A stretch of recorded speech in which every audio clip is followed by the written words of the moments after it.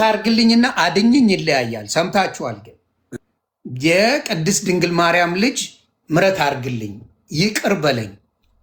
አሁን እግዚኦ መሐረነ በእንተ እግዝእትነ ማርያም መሐረነ ክርስቶስ ሲባል ስለ እናት ብለ ይቅር በለን ምሕረት አድርግልን ነው። በእንተ እግዝእትነ ማርያም መሐረነ ኤፍዬ መጥቷል አስገባል። ስለ እናት ስለ ቅድስት ድንግል ማርያም ብለ ምሕረት አድርግልን የሚል ነገር ነው የሚለው። ስለዚህ እስቲ ይሄንን ነገርም አብሬ መጠየቅ ስላለብኝ ነው። በሁለቱም በኩል እያየው ስለሆነ በተለይ አንዳንድ ይቅርታ አድርጉልኝ ኦርቶዶክስን ለማብሸቅ የመጣችሁ ሰዎች ስላላችሁ በመሃል ባላንስ ያደረገ ነገር እንድንነጋገር ስለፈለግኩ ነው። ለብሽሽቅ ፖለቲካ ለመስራት ኦርቶዶክስ በጣም ስራችሁ ድረስ ከዛ ወጥተን ከኦርቶዶክስ ወጥተን ደም ስራችን እንዲጠላ ለማድረግ የምትሰሩ ወንድምና እህቶቼ በመጀመሪያ ጥላቻ በጌታ አይደለም። እሱ አንድ ነው። ሁለተኛ ደግሞ መጽሐፍ ቅዱስን በማንበብ በመረዳት መላእክቶች ምን ቦታ አላቸው፣ ምን ስልጣን አላቸው፣ ቅዱሳን ምን ስልጣን አላቸው የሚለውን በመረዳት ሌላው እስከሚፈርዱ ድረስ በነነዌ ዘመን ያሉትንም ይናገራል። የነነዌ ዘመንም ቅድም ኤፍያ አልመለስክልኝም። ነነዌ ዘመን የነበሩት ተነስተው ይፈርዳሉ ይላል። እሱንም አብረን እንድትመልስልኝ ስለምፈልግ ይፈርዳሉ እያለ ይላል እና እያነበብኩ ሲሄድ የተረዷቸው ብዙ ያልገቡኝ ነገር በመንፈስ ቅዱስ እየተገለጹልኝ ነው። ስለዚህ እነዛን ነገር እያደረግን በናወራ ነው። ሜታፎር አይደለም። ሉቃስ 16 አይደለም ከሆነ አምጡልኝ። በፍጹም አይደለም ነው የሚሉ ሰዎች ካሉ እዚህ ጋር እንነጋገር። ሉቃስ 9:30 ጋር ማስታረቅ አለበት። ከሉቃስ 9:30 በቪዲዮ ወጣ ግን ደስ ይለኛል ከተቻለ። ካልተቻለ ችግር የለው። በምን በቪዲዮ ኤፍዬ ብዙ ጊዜ አፍራል። አጎቴ እኮ ነው ኤፍዬ ይሽኮረመማል ብዙ ጊዜ። ወይኔ እንትን በእናትህ ይነፋነፋል። መውጣት ነበረብኝ ኔትወርክ። አሁንም ድምፁ ልክ አይደለም። አንዴ ታፕታፕ አድርጉ ቤተሰብ። ድምፅ ልክ ወይ ኤርፎን ምናምን እንደዚህ ሰምቲንግ ብታስተካክሉ መርጥ ነው በጣም ወይ እንደዚህ ከሆነ ምንድን ነው የምናደርገው መሰለህ? ካልሆነ ልውጣና ከቢሮ መጣሁ። ቆይ እስኪ የት ነው ያለው? መግባት የሆነ ቦታ መሆን ትችላለህ እኮ። አሁን ወደ ቤት መግባት አለብኝ። ቢሮ ነው ያለሁት። ምን ያህል ይፈጅ? መውጣት ከነበረብኝ 2 ሰዓት አረፈርኩኝ እና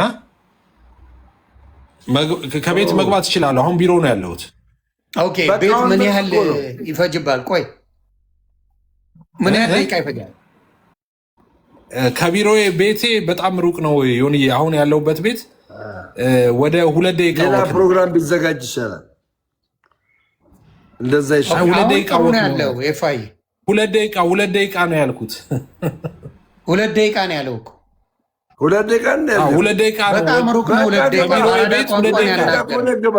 ሂድ በቃ ቪዲዮን አልፋና ግባ። 2 ደቂቃ ከሆነ ንጋው አሪፍ በቃ ቤት ገብቼ ከቤት እገባለሁ በዋይፋሽ።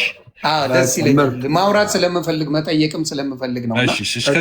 እስከዛ እኔ እና እሱ እናወራለን። እስከዛ ቀጥልሽ የሆን እየተረዳውን ግንዛቤ ያስከሆን አሪፍ ነው በጣም።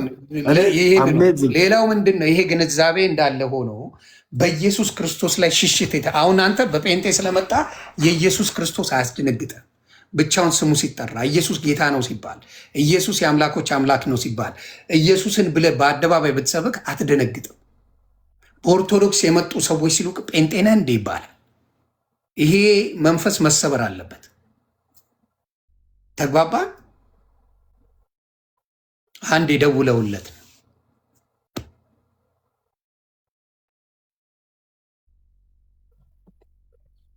ተግባባን? ስለዚህ ምንድን ነው አንዳንዶቹ ምን ያደርጋሉ? ይህንን ነገር በጣም የሚደነግጡ ሰዎች አሉ። ኢቨን ቲክታክ ላይ ጌም ሲጫወቱ ኢየሱስ ጌታ ነው እያላችሁ 3 ጊዜ በሉ። ግለሰብ ሊሆን ይችላል፣ ግን አንዴ ሪከርድ ተደርጎ ሲለቀቅ ብዙ ሰው ያየዋል። ያንን ማስተዋል አለባቸው የኦርቶዶክስ ወንድምና እህቶቼ። ጴንጤ ኢየሱስ ጌታ ነው ስላለ እኔ አልለውም የሚል አስተሳሰብ ይዘው መምጣት የለባቸው። ግጥም አድርገህ ነው የምትልለት። ጴንጤም ሆነ ሙስሊምም መጣ፣ ፍቅር ሲዝም መጣ፣ ማንም መጣ፣ የኦርቶዶክስ ወንድምና እህቶቼ ኢየሱስ ጌታ ነው በልብላ ቅጣት ሲሰጥ ኢየሱስ የጌቶች ጌታ ነው አምላኬ ነው እያልክ በደረትህን ነፍተህ መናገር አለብህ እንጂ አትሽሹ። የምትሸሹ ከሆነ ምን ይሆናል መሰለ? በዚህ ጋር አያችሁ ፖለቲካ ይሰራል። ምን አይነት ፖለቲካ? ኢየሱስን ጠል ናቸው ቢል የአንድ ግለሰብን አይደለም ማየት ያለባችሁ። ለምሳሌ ሙሉ የበርሜል ማር ውስጥ በርሜል ሙሉ ማር ኖሮ አንድ ጠብታ መርዝ ካለ ይበክለዋል። ስለዚህ የአንድ ልብ አለመኖር የአንድ ሰው እኔ ተራ ነኝ ብሎ አለመናገር ምን ያደርጋል? ሌሎቹ በብዛት እንዲታይ ተደርጎ ባዶ ይገባል፣ ስራችሁ ይበላሻል። ሌሎችም እንደዚህ ይላሉ ስለሚባል እንደዛ የሚል ከሆነ በሉ ነው። አዎ ኢየሱስ የጌቶች ጌታ ነው፣ 3 አይደለም 10 ይለዋለሁ 100 ጊዜ ይለዋለሁ እያላችሁ ስትሉ ያ እናንተ ጋር ፖለቲካ ሊሰራ የመጣው ሰውዬ ምን ሆኖ ይሄዳል? ደንግጦ ይሄዳል። ፖለቲካ አይሰራበትም። ስለዚህ አውቃለሁ፣ አላቅም አይደለም፣ በደንብ አውቃለሁ። እኔ ምስክር ነኝ። ጴንጤ ስለጠየቀህ ብቻ ፈርተ ሸሽተ እሱን ላለማስደሰት ብለ ጌታን አታስቀይምም ማለት ጴንጤ ከሚደሰትብኝ እኔ ኦርቶዶክስ ሆኜ ልፈርበት የሚል አመለካከት እንዳይኖራቸው አደራ። በማንኛውም መንገድ ላይ የሚመጡት ይዋቸው። አሁን እንዳልክ የምወደው ወንድሜ ነው። የሆነ ፂም ወጣት የሆነ ልጅ ይመጣና ስለ ክርስቶስ ልስበካቸው ኢየሱስ የጌቶች ጌታ ነው ብለህ ከመለስክለት ስብከቱን ያቆማል። ካላልክ ግን አይመጣም። ኢየሱስን የጠየቀ ኢየሱስን ልስበክ ብሎ ነው የመጣው። ሲመጣ ምን ትለዋል? የጌቶች ጌታ ነው፣ በጣም ነው የማመልከው። ደንገስዋ ኮንቨርሴሽን አይኖርም። ወደ ሌላ ሲሄድ የጠየቀኝም መልሻለሁ ብለህ መግባባት ትችላላችሁ። ስለዚህ በተለይ ቲክታክ ላይ ያላችሁ እውነቴን ነው የምላችሁ፣ ኦርቶዶክስን በጣም አርጋችሁ ምን እያደረጋችሁ ነው? ባለማወቅ ሰው እየሸሸ እንዲሄድ ኦርቶዶክስን መውደድ ማክበር ግዴታ። ሙስሊምን ታከብረዋል። ሌላ ደግሞ ተጨማሪ የምናገረው ይቅርታ፣ ሌላ ደግሞ የምናገረው እዚሁ ቲክታክ ፕላትፎርም ላይ አንዳንዶች ለኦርቶዶክስ ከመቅናት አኳያ ኦርቶዶክስ የማታስተምረውን ትምህርት የማትለውን ነገር የምትሉ ሰዎች ደግሞ ተጠንቀቁ። ለምን? ለምሳሌ ማርያም አምላክ ናት። አምላክ አይደለችም ማርያም። ሚካኤል አምላክ ነው። ሚካኤል አምላክ አይደለም። እሺ እናንተ ኦርቶዶክሳዊነትን ለማግነን እንደዚህ ስትናገሩ ቅድም እንዳለው የሆነ ሪከርድ ይሆንና አያችሁ አለ የኦርቶዶክስ አስተምሮ እንደዚህ ነው ይባልና ስማችን ነው የሚጠፋው። ዛሬ ለሆኒ እኔ አጨበጭባለሁ። እማምላክ ልንገራችሁ፣ ለምን እንደሆነ ልንገራችሁ። ይህንን ነገር ለምን መሰላችሁ? ኦርቶዶክስን የምትወዱ ከሆነ ንግግራችሁን አስተውሉ። የምትወዷት ከሆነ የኦርቶዶክስን አትወክልም እንዲባልባቸው አትበሉ። ሪከርድ ተደርጎ ተበትነዋል። ፖለቲካው ከተሰራ በኋላ ናት አይደለችም ብትል ምን ታመጣለች? ቱ ሌት። እኔ አሁን ለምሳሌ ዮኒ ማኛ ባህሪው አይደለም እንደዛ ብለዋል ብትለኝ ኦልሬዲ ሰይድ ያለኝ አማራጭ ይቅርታ ማለት እንጂ ሌላ ነገር አይወክልም ማለት አይደለም። አይወክልም ብላችሁ አልተዋችሁኝ። ስለዚህ አሁንም የምነግራችሁ ምንድን ነው፣ የኦርቶዶክስ ወንድምና እህቶች ከፕሮቴስታንት ወንድምና እህቶች ጋር ስትገናኙ ጌም ስትጫወቱ እኔ ጌታ ልስበክ ሲል እኔ ከኢየሱስ ክርስቶስ የጌቶች ጌታ ነው ብለህ ካልክ ሌላ ኮንቨርሴሽኑ የክርክር አይሆንም። ከዛ በኋላ ይሁዳን የምትከራከሩበት ነገር የለም። ምን የለም። መሰበክ ያለበት በጣም ብዬ የማስበው ለሁሉም ነው። ክርስቶስ መሰበክ አለበት። ጴንጤዎችን ይቅርታ ሙስሊሞችን የሚጠይቅ አላየሁም። ሙስሊሞች ጌም ሲጫወቱ ከፕሮቴስታንት ወንድምና እህቶቼ ጋር ከማን ነው እንዳልክዬም ጋር ሌሎችም ወንድሞች ያሉ ሲጫወቱ አንድም ቀን ለሙስሊም ይሄ ጥያቄ ቀርቦ አያውቅም። there was never been አያምኑም ጌትነቱ አንዳቸውም አይጠይቁም። ስለዚህ የኦርቶዶክስ ወንድምና እህቶቼ እባካችሁ ፖለቲካ አይሰራባችሁ። ምን አይነት ፖለቲካ? ኢየሱስ ጌታ የጌቶች ጌታ ነው ኢየሱስ እያላችሁ መመስከር አለባችሁ። ኢየሱስ ነው አዳኙ። ይኸው የጾማችሁት 1 ወር በሙሉ ለኢየሱስ ክርስቶስ ልደት ይመስለኛል፣ ለሌላ አይደለም እስከማውቀው ድረስ። ስለዚህ አንዳንድ እየመጣችሁ ሶሻል ሚዲያ ላይ የእሱ አትወክልም እሱ አይወክልም ሳይሆን እነሱ ማድረግ ያለባቸውን ነገር ማድረግ አለባቸው ብዬ አምናለሁ። ወደ ፖይንታችን ከፍዬ ጋር እንቀጥላለን። ተባረኩ። ያለበት ቦታ ቤት ከገባ አልገባም መሰለኝ ቤት ቤት ከገባ ደስ ይላል። ወንድሞቼ እና እህቶቼ ዛሬ በእውነት በጣም ነው የተደነቁት። እንግዲህ በጓደኛዬ ዮኒ ማኛ በጣም ደግሞ እንደዚህ የሚጠይቅ ሰው እኔ አይታችሁ ማርያም ታማልዳለች ወይ ብላ አንዷ ጠይቃኛለች። ደግማ ምን አልኩኝ መሰለሽ? እኔ ያልኩት ቅድም የዳዊት ልጅ ማረኝ ብሎ ኢየሱስ ክርስቶስን ጠይቆት አይኑ በርቶለታል። የዳዊት ልጅ ማረኝ። እንግዲህ ስለ ቅድስት ድንግል ማርያም ሌላዋም ደግሞ ልጇን እንዲምርላት ጠይቃ የዳዊት ልጅ ወይ ብላ ነው ደጋግማ የጠየቀችው። ኢየሱስ ክርስቶስን ምሮላታል 2። ስለዚህ የቅድስት ድንግል ማርያምን ክብር በማን እናየዋለን? በኤልሳቤጥ። ምን ኢየሱስ ክርስቶስን ጸንሳ በሄደችና ባገኛ ጊዜ የጌታዬ እናት ወደ እኔ ትመጣ ዘንድ እንዴት ይሆንልኛል? ያ እግዚአብሔር ይባርክ። ነገር ነው። እንደ ቀላል የምታየው ሰዎች አላችሁ፣ ግን ይሄ ከባድ መሴጅ ነው። እንዴት ይሆንልኛል? በቃ ከዛ በኋላ ምን ሆናለች?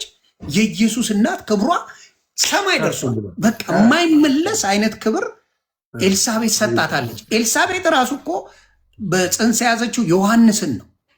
ኤልሳቤጥ በክርስትና ሕይወት ጌታን ስታገለግል እሷም ዘካርያስም የኖሩ ሰዎች ናቸው። ከማርያም ጋር ዘመዶች ናቸው። ዘመዶች ሆነው ተለዩ። በምን ተለየች? ኢየሱስን በመጸነሷ ቅድስት ድንግል ማርያም ከሁሉም ተለየች። እንዴት ብላ መሰከረችላት?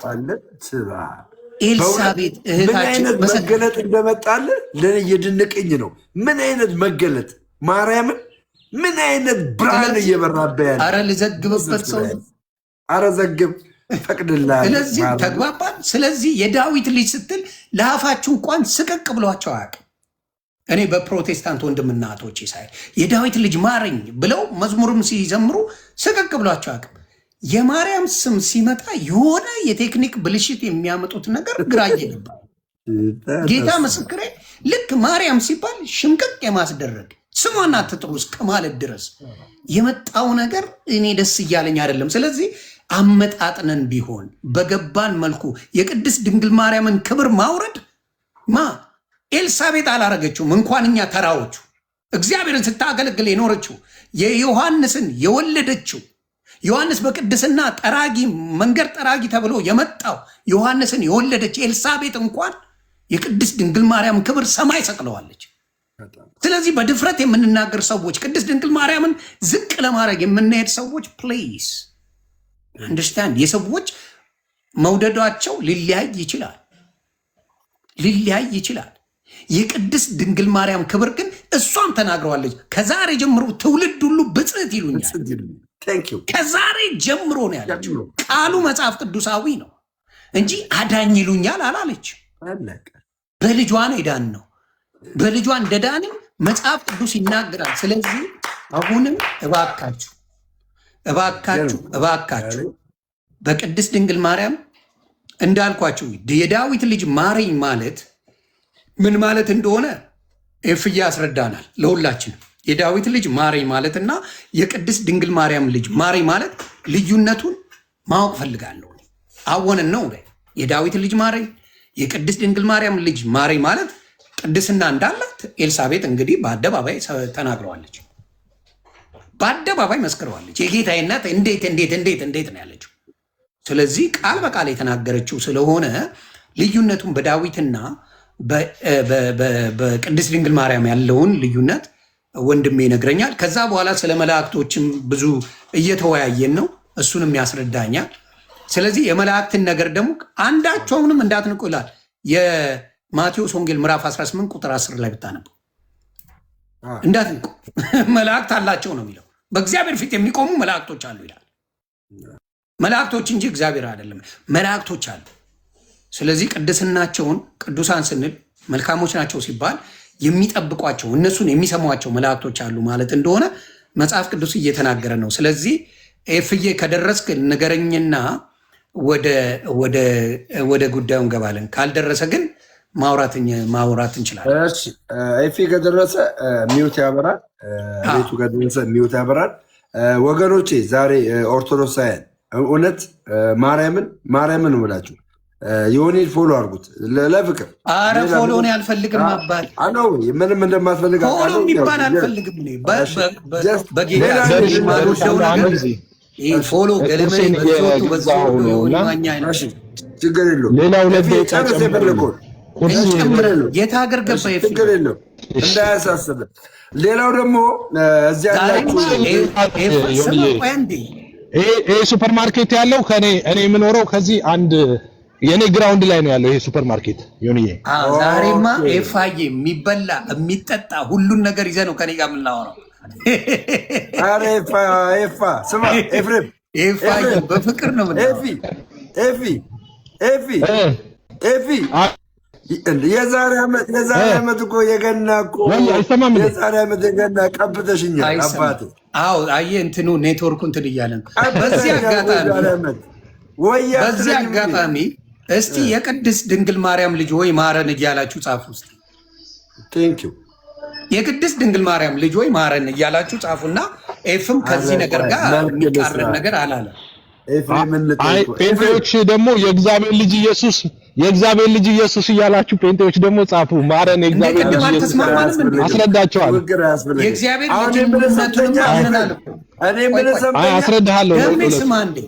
ሁለቱን አስረዳሃለሁ። እሺ ደሜ ቆይ አንዴ ደሜ ኤፍን ላውራው እንዴ ራስ ቅድም ይሄም ነገር ምንም ችግር የለውም ካልከኝ የዳዊት ልጅ ማረኝ ማለት ችግር የለውም፣ የቅድስት ድንግል ማርያም ልጅ ማረኝ ማለት ችግር የለውም ብለን ስናወራ የነበር መሰለኝ። አሁን እኮ ኮምፒቲሽን አድርጌው አይደለም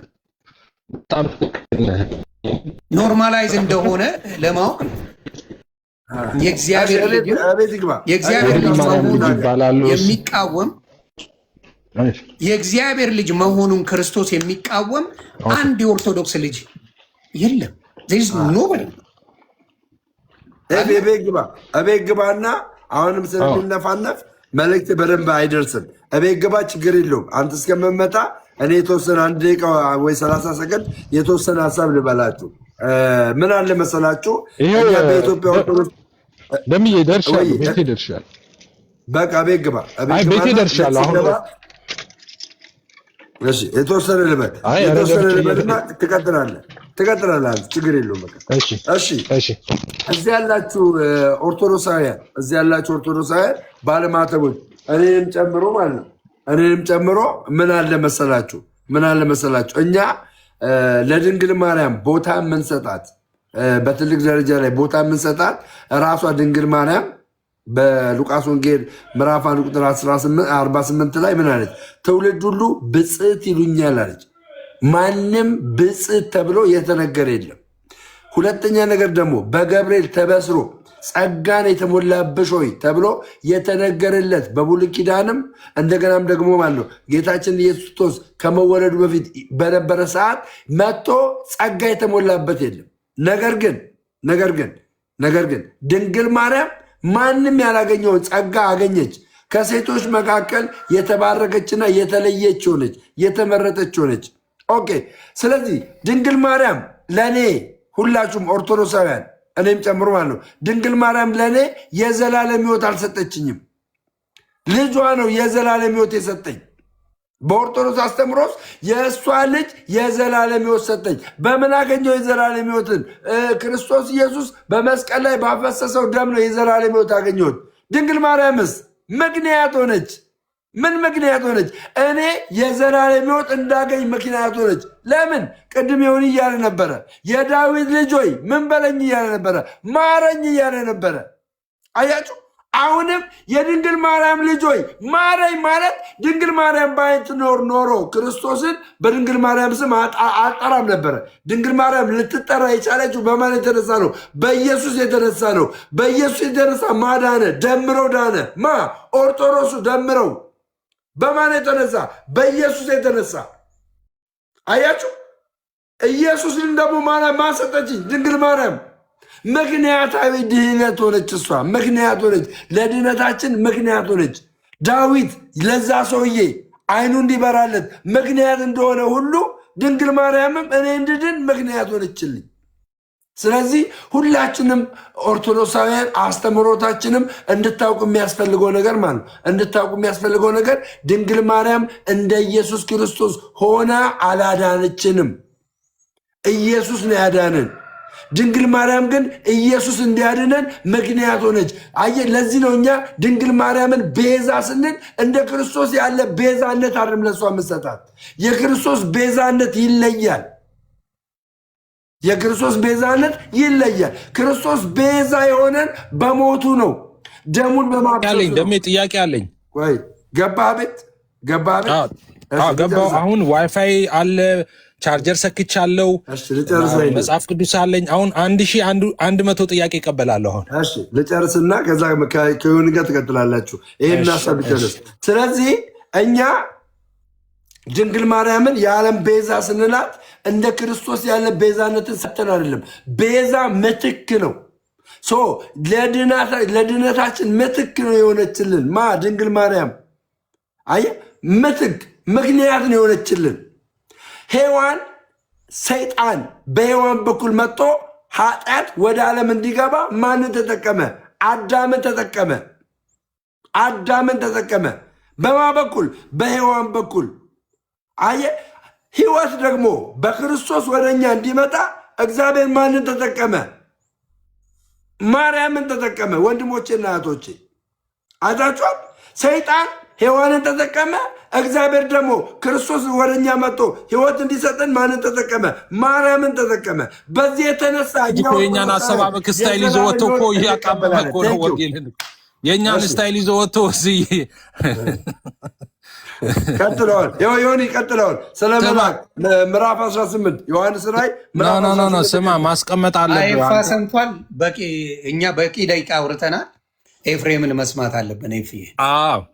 በቂ ደቂቃ ስላወራን እንዳታቋርጠው አደራ። በደንብ እኔ ለማወቅ ለመማር ነው የምፈልገው። እኔ ብዙ አላ 2 ደቂቃ አውርቼ ወደ ጥያቄው ነው የምሄደው። ደምዬ አሁን ባነሳው ላይ ለምሳሌ ስለ ማርያም ቤዛ መሆን አንስተ ነበረ እና ክርክሩ ምን ትሪኪ ነው፣ ቤት ትሪኪ ምንድነው? አንድ ጊዜ እኛ ጳጳስ የተባረኩ ጳጳስ አሉ፣ አንድ በጣም ደስ የሚሉ እውነት የሚናገሩና ማርያም ቤዛዊት ዓለም አትባልም፣ ቤዛችን ኢየሱስ ነው ብለው ተናገሩ። ኦኬ። ከዛ ምን አይነት አርጊመንት መጣ? አይ ትክክል አይደሉም ብለው ተቃውሞ አነሱና ብዙዎች አይ ቤዛ እኮ እንትንም ተብለዋል፣ ጫማም ተብለዋል፣ እንትንም ተብለዋል፣ እንትንም ተብለዋል አሉ። ኦኬ አሁን አርጊመንቱ ሽፍት ሆነ። አየህ አሁን ማርያም ቤዛ ትባላለች አትባልም፣ እንትንም ቤዛ ተብለዋል አልተባለም አይደለም። ማርያም ቤዛ ሳይሆን የዓለም ቤዛ ነው ያላችሁት። የዓለም ቤዛ ስትሉ ማርያምን በቃ ባይ ዲፎልት ኢየሱስን ክዳዋል። አንድ ሰው ከሃይማኖት ወጥቷል ማለት ነው፣ ከክርስትና ዓለም። ማርያም የዓለም ቤዛ ነች ካለ፣ ቤዛዊት ዓለም ነች ማርያም ካለ አንድ ሰው ክርስቶስን ረግጧል፣ ክዷል ማለት ነው። መጽሐፉ እንደሚለው ማለት ነው። የተቀደሰበትን ርኩሱን እንደ ርኩስ የቆጠረ ያለ ደሙን እንደገና የጸጋውን መንፈስ ያክፋፋ እንደሚል እንደዛ ባይ ዲፎልት ጌታ ኢየሱስን ተሳድበዋል ማለት ነው። ቋይቶ አሁን የኔ ሰዓት ነው። ምክንያቱም ለዓለም ቤዛ የሆነው ምትክ የሆነው የሰው ልጆችን ጥያቄ የመለሰው ሰው የሆነው የእግዚአብሔር ልጅ ኢየሱስ ነው እንጂ የጌታችንን እናት ቅድስት ድንግል ማርያም አይደለችም። ቅድስት ድንግል ማርያም የዓለም ቤዛ መሆን አትችልም። የዓለም ምትክ መሆን አትችልም። ኦኬ የዓለም ምትክ እሷ መሆን ብትችል ኖሮ የእግዚአብሔር ልጅ ኢየሱስ ከእሷ ተወልዶ ሰው ሆኖ ባልመጣ ነበረ፣ እሷ ምትክ መሆን ብትችል ኖሮ። ስለዚህ ማርያም ቤዛዊት ዓለም የሚለው ታላቅ ክደትና ምንፍቅና ነው። ቤዛዊት ዓለም ማርያም ልትባል አይገባም። የዓለም ቤዛ የእግዚአብሔር ልጅ ኢየሱስ ብቻ ነው። ዓለምን የዋጀው ሪዴምድ ያደረገው ኦኬ የሪዴምሽን ስራ የተሰራው በእግዚአብሔር ልጅ በኢየሱስ ነው እንጂ በድንግል ማርያም አይደለም። ይሄ ከጌታ እናት ጋር ከመቃረን ጋር አድርጋችሁ ለምን እንደምታነሱት አናውቅም። ማርያም እንኳን ይሄን ፕሩፍ አድርጋለች። ካላመናችሁኝ ሉቃስ 1 ላይ ሄዱና የማርያምን መዝሙር ይዩ። እዛ ላይ ምን እንደምትል መድኃኒቴ እያለች ትጠራዋለች። መድኃኒቴ ማለት ምን ማለት እንደሆነ ለእናንተ አልነግራችሁ። ማርያም ራሱ መድኃኒት ያስፈልጋታል ማለት ነው። ኦኬ ማርያም ራሱ ኃጢአተኛ ነበረች ማለት ነው። ማርያም ኃጢአተኛ ነበረች ማለት ኃጢአት ሰራች ማለት ነው አይደለም። እንደዛ እያልን አይደለም። ሰው አይደለች አዳም? በአዳም ምክንያት ከመጣበት ሰው ከዛ ኦሪጂናል ሲን ነፃ ልትሆን አትችልም። የጌታ እናት ማርያም ለዛ ነው መድኃኒቴ እያለች ኢየሱስን የምትጠራው ማለት ነው። ኦኬ እሷ ኃጢአት ኮሚት አድርጋለች ማለት አይደለም። እሷ ኃጢአት ሰርታለች ማለት እያለ አክቹዋል ሲን ሰርታለች ማለት አይደለም። ኦኬ ሰው በመሆኗ ምክንያት ኦኬ በአዳም ምክንያት ሞት ወደ ዓለም ሁሉ መጣ ነው። ኃጢአት ባልሰሩ ሁሉ ላይ ደረሰ ነው የሚለው መጽሐፍ ቅዱስ። ስለዚህ ለእሷም ጭምር ነው የሞተው። አይ እንደዛ አልሆነም ካላችሁ ሌላ አደገኛ ወንጀል ውስጥ ትገባላችሁ። ምን የሚል ኢየሱስ ለማርያም አልሞተም የሚል ትምህርት አመጣላችሁ ማለት ነው። ለማርያም ከሞተ ኦፍኮርስ ማርያም ኃጢአተኛ ነበረች ማለት ነው። ኦኬ ለማርያም ግን ካልሞተ ለተወሰኑ ሰዎች ለጥቂቶች ነው የሞተው። ቢያንስ ለማርያም አልሞተም ብላችሁ ነው የምታምኑት ማለት ነው። እሱ ትክክል አደ እሱ ደግሞ የቤተክርስቲያን አባቶች በሰፊው እሱን ዝርዝር ሀሳብ አቅርበዋል። ስለዚህ ማርያም ኃጢአተኛ ነች ስንል ኃጢአት ራሷ ሰርታለች እያልን አይደለም። እንደዛ አልተጻፈም መጽሐፍ ቅዱስ ላይ ማርያም ራሷ ኃጢአት ሰርታለች እያልን ሳይሆን ሰው ስለሆነች በአዳም ምክንያት የሚመጣው በሰዎች ሁሉ ላይ የሚደርሰው ያ መርገም ያ በደል አለባት ማለት ነው። ኦኬ እንደዛ እያልን ነው። እሺ ይህንን የሚቃወም ኦርቶዶክሳዊ ካለ በራሱ በአባቶቹ ትምህርት ላስረዳው እችላለሁ። በቤተክርስቲያን አባቶችም ትምህርት በደንብ ላስረዳ እችላለሁ አሁን የተናገርኩትን። ስለዚህ ወደ ቤዛነት ስንመጣ ማርያም የዓለም ቤዛ ነች የሚለው ትክክል አይደለም። የዓለም ቤዛ የእግዚአብሔር ልጅ ኢየሱስ ብቻ ነው ማለት ነው። አመሰግናለሁ። ቆይ እኔ ደምረው ከኔ ጋር ነው እኔ የምጠይቀው አንተ ሌላ ነህ። እኔ የምጠይቀውን ስማ። ቆይ ገባኝ። አንዴ ምን መሰለህ? አዎ እነሱ እያሉ ያሉት የኦርቶዶክስ ወንድምና እህቶቼ እያሉ ያሉት ቤዛነቷ የማዳን አይደለም። ክሊር አድርገውት ቤዛነቷ የማዳን አይደለም። ልክ እንደ ሌሎቹ ነው እንጂ የማዳን ቤዝነት አልተሰጣትም። የክርስቶስን የሚስተካከል ከክርስቶስ ጋር የሚያጣምር የህይወትን መንገድ የዓለም ቤዛ ማለት ምን ማለት ነው? ዮኒ የዓለም ቤዛ ቤዛይተ ዓለም ስትባል እኔም የሚመስለኝና እኔም ሳወራ የነበረው ዓለምን የማዳን ቤዝነት የተሰጣት ተብላ ነው። ትርጉሙ ምንድን ነው? የዓለም ቤዛ ማለት የዓለም ቤዛ ማለት ትርጉሙ አሁን ለምሳሌ በትርጉም ከሄድንማ ብዙ የምንለዋለን። ዮኒ ምን ማለት መሰለህ? የዓለም ቤዛ ማለት ዓለምን ሪዴምድ ያደረገች ማለት ነው። ኦኬ አይደለም ዓለም ረባክተው መጀመሪያ ቤዛ የሚለውን ትርጉም አባቢ እኔ ላውራ እኔ ነኝ የተጠየቅኩት። ቤዛ የሚለውን ትርጉም እንለየው። ወደ ሙሴም ወስደዋለሁ ቀስ እያልክ። ሙሴም እኮ ቤዛነት ነበረው አይደል? በምድር ላይ ሙሴ ቤዛ አልሆነም? የእስራኤልን ሰዎች አላወጣቸው? ያለ ቤዛ ነው። አይ ቅድም ያልኩትን አልሰማኝም ማለት ነው። ሙሴ ጫማ ምናምን ጫማም ተብሏል ቤዛ ምናምን የሚባለው ነገር የዓለም ቤዛ የተባለ የለም ነው። የዓለም ቤዛ የተባለ አለ? የዓለም ቤዛ የተባለ በመጽሐፍ ቅዱስ አለ?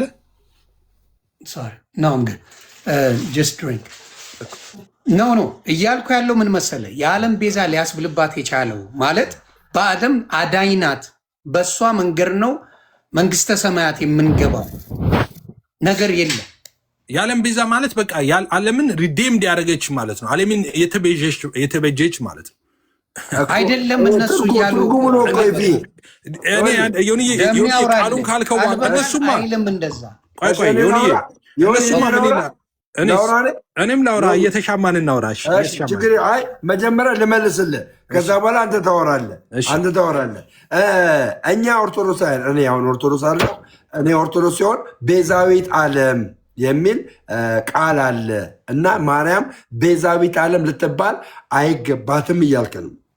ኦኬ እኔ ደግሞ የድንግል ማርያም ቤዛዊት ዓለም እንደሚገባት የተረዳሁት የድንግል ማርያም ቤዛነት እንደ ክርስቶስ ያለ ቤዛነት አይደለም። የመጀመሪያ በደም የሆነ ቤዛነት አይደለም፣ በሞት የሆነ ቤዛነት አይደለም። የድንግል ማርያም ቤዛነት ገባ? የድንግል ማርያም ቤዛነት ምትክ ነው። የማመጠቅ ሰይጣን በሔዋን በኩል መጥቶ ኃጢአትን አዳምን ተጠቅሞ ወደ ዓለም እንዳስገባው ሁሉ እግዚአብሔር ደግሞ ምትክ አድርጎ የሔዋን ምትክ አድርጎ ሕይወትን በማርያም በኩል አድርጎ በክርስቶስ አድርጎ ወደ ዓለም እንዲገባ አደረገን። አይታል ሕይወት ወደ ዓለም እንዲገባ የሆነው በማን ነው? ድንግል ማርያምን እንትን ብሎ ነው፣ ተቀብሎ ነው። አየህ፣ ድንግል ማርያምን ሳይቀበል ክርስቶስን ከሰማይ አላወረደውም። ከሰማይ ቢያወርዶ ኖሮ ትክክል ነህ። ድንግል ማርያም ጥያቄ ልጠይቅህ። በመጽሐፍ ቅዱስ ኢየሱስ የዓለም ቤዛ እንደሆነ ተጽፏል። ማርያም የዓለም ቤዛ መሆኗ ተጽፏል። ኦኬ ስላሴ የሚል መጽሐፍ ቅዱስ ላይ ተጽፏል። ፍዬ ስላሴ ፊደሉን ነው የምትለኝ? ቃል በቃል ስላሴ የሚል መጽሐፍ ቅዱስ ላይ ተጽፏል። እንደዚህ የምንባባል ከሆነ እኮ እኔ እኮ ቃል በቃል ኢየሱስ እኮ የዓለም ቤዛ ነው ስል ቃል በቃል ተጽፏል እያልኩ እኮ ነው። እኔ ደግሞ እያልኩ ያለሁት ስላሴ የሚል መጽሐፍ ቅዱስ ላይ ቃል በቃል ተጽፏል እያልኩ ነው። ግን ስላሴ እንዳለ አሳይሃለሁ። ስላሴን አሳይሃለሁ። አምጣ ስላሴን አሳየኝ። ስላሴ የሚለውን አሳየኝ ከመጽሐፍ አሳይሃለሁ። ይህ ሙስሊሞች ለዘመናት ሲቀልዱብን የኖሩት ነው። እሱ ስላሴ ማለት ምን ማለት ነው? ላሳይ። ስላሴ ማለት ምን ማለት ነው? ሶስትነት። በቃ ሶስትነትን አሳይሃለሁ አሁን። ስለዚህ ስላሴ አሳየው ማለት ነው። አብ ወልድ መንፈስ ቅዱስን ሳሳይ ስላሴ ብለህ ትጨዋለህ ማለት ነው። ይህ ስታሳየኝ አንደኛ ዮሐንስ ምዕራፍ 5 ቁጥር 7 እንዳታመጣው። አሁን እኔ ሶስትነትን ነው ማመጣው። ከየትም ላምጣ። አንደኛ ዮሐንስ ምዕራፍ 5 ቁጥር 7 እንዳታመጣ። ቆይ እኔ አሁን ከየትም አሁን ስላሴን አይደል የፈለግከው አንተ? ስላሴን አመጣለሁ። ስላሴን አመጣለሁ። ስላሴን ሳመጣ ከዛ በኋላ ስላሴ አይደለም ካልከኝ እሺ፣ ከዛ በኋላ ምን ይሻላል? ቆይ አብ ወልድ መንፈስ ቅዱስ እንዳትለኝ። ስላሴ እንዴ አብን ወልድን መንፈስ ቅዱስን በአንድ ቦታ አሳይሃለሁ። መጽሐፍ ቅዱስ ያወጣው ስላሴ ማለት ምን ማለት ነው አለ። ቴንኪው። አሁንም አልገባም ይፍዬ። አሁን እኔ ስላሴ ማለት ምን ማለት ነው? ስላሴ ማለት ምን ማለት ነው? ሶስትነት ማለት ነው። ኦኬ። ስለዚህ ሶስትነትን በመጽሐፍ ቅዱስ ውስጥ ካገኘ ስላሴ ነው አይደለም እኮ። ስላሴ የሚለውን እኮ ቃል በቃል ነው። ለምሳሌ ግን አንድ ሐዋርያ ተነስቶ ስላሴ ብሎ ሲያስተምር ያለበትን ስላሴ ያለ ገባ። ሁለት ስላሴ ብሎ ደግሞ የጻፈበትን ስላሴዎች ብሎ የጻፈበትን ለምሳሌ ግን 80 ላይ ስላሴ ብሎ ቃል በቃል ተጽፏል። 80 ላይ ስላሴ ብሎ ቃል በቃል ተጽፏል። ልክ እንደዛው ቃል በቃል ስላሴ የሚል ከመጽሐፍ ቅዱስ ላይ ታመጣልኛለህ።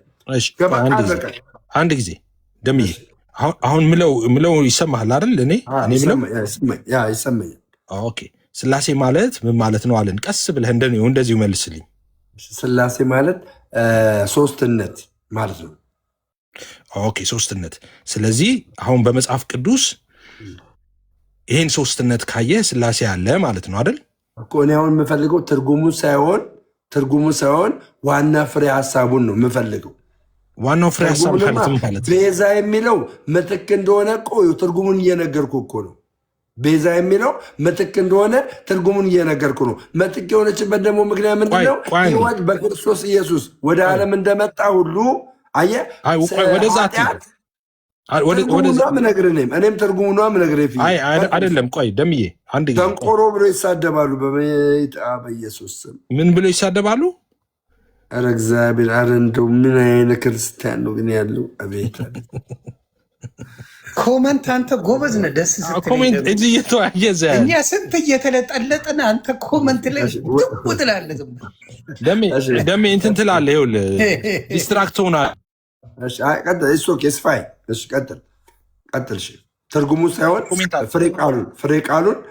ፍሬ ቃሉን ከመጽሐፍ ቅዱስ ስላሴ የሚለውን ፍሬ ቃሉን ትርጉሙ ሳይሆን ፍሬ ቃሉን ሰጠኛለህ። ከዛ ቤዛነት ደግሞ ምን እንደሆነ እነግርሃለሁ። ቀጥል። ቤዛነት። እሺ ቆይ አንድ ጊዜ አሁን ገና እያበራው ስለሆነ ነው። እሺ በርቶልኛል። አሁን መጽሐፍ ቅዱስ እያበራው አንድ ጊዜ ማቴዎስ 17:5 ላይ አውጣልኝ። ማቴዎስ 17:5 ላይ ላውጣልህ። ከላይ ጀምሮ ማንበብ ትችላለህ። ማቴዎስ 17:5 አንድ ጊዜ ቆይ 17:5 አለ ያልከው? ቆይ አንድ ጊዜ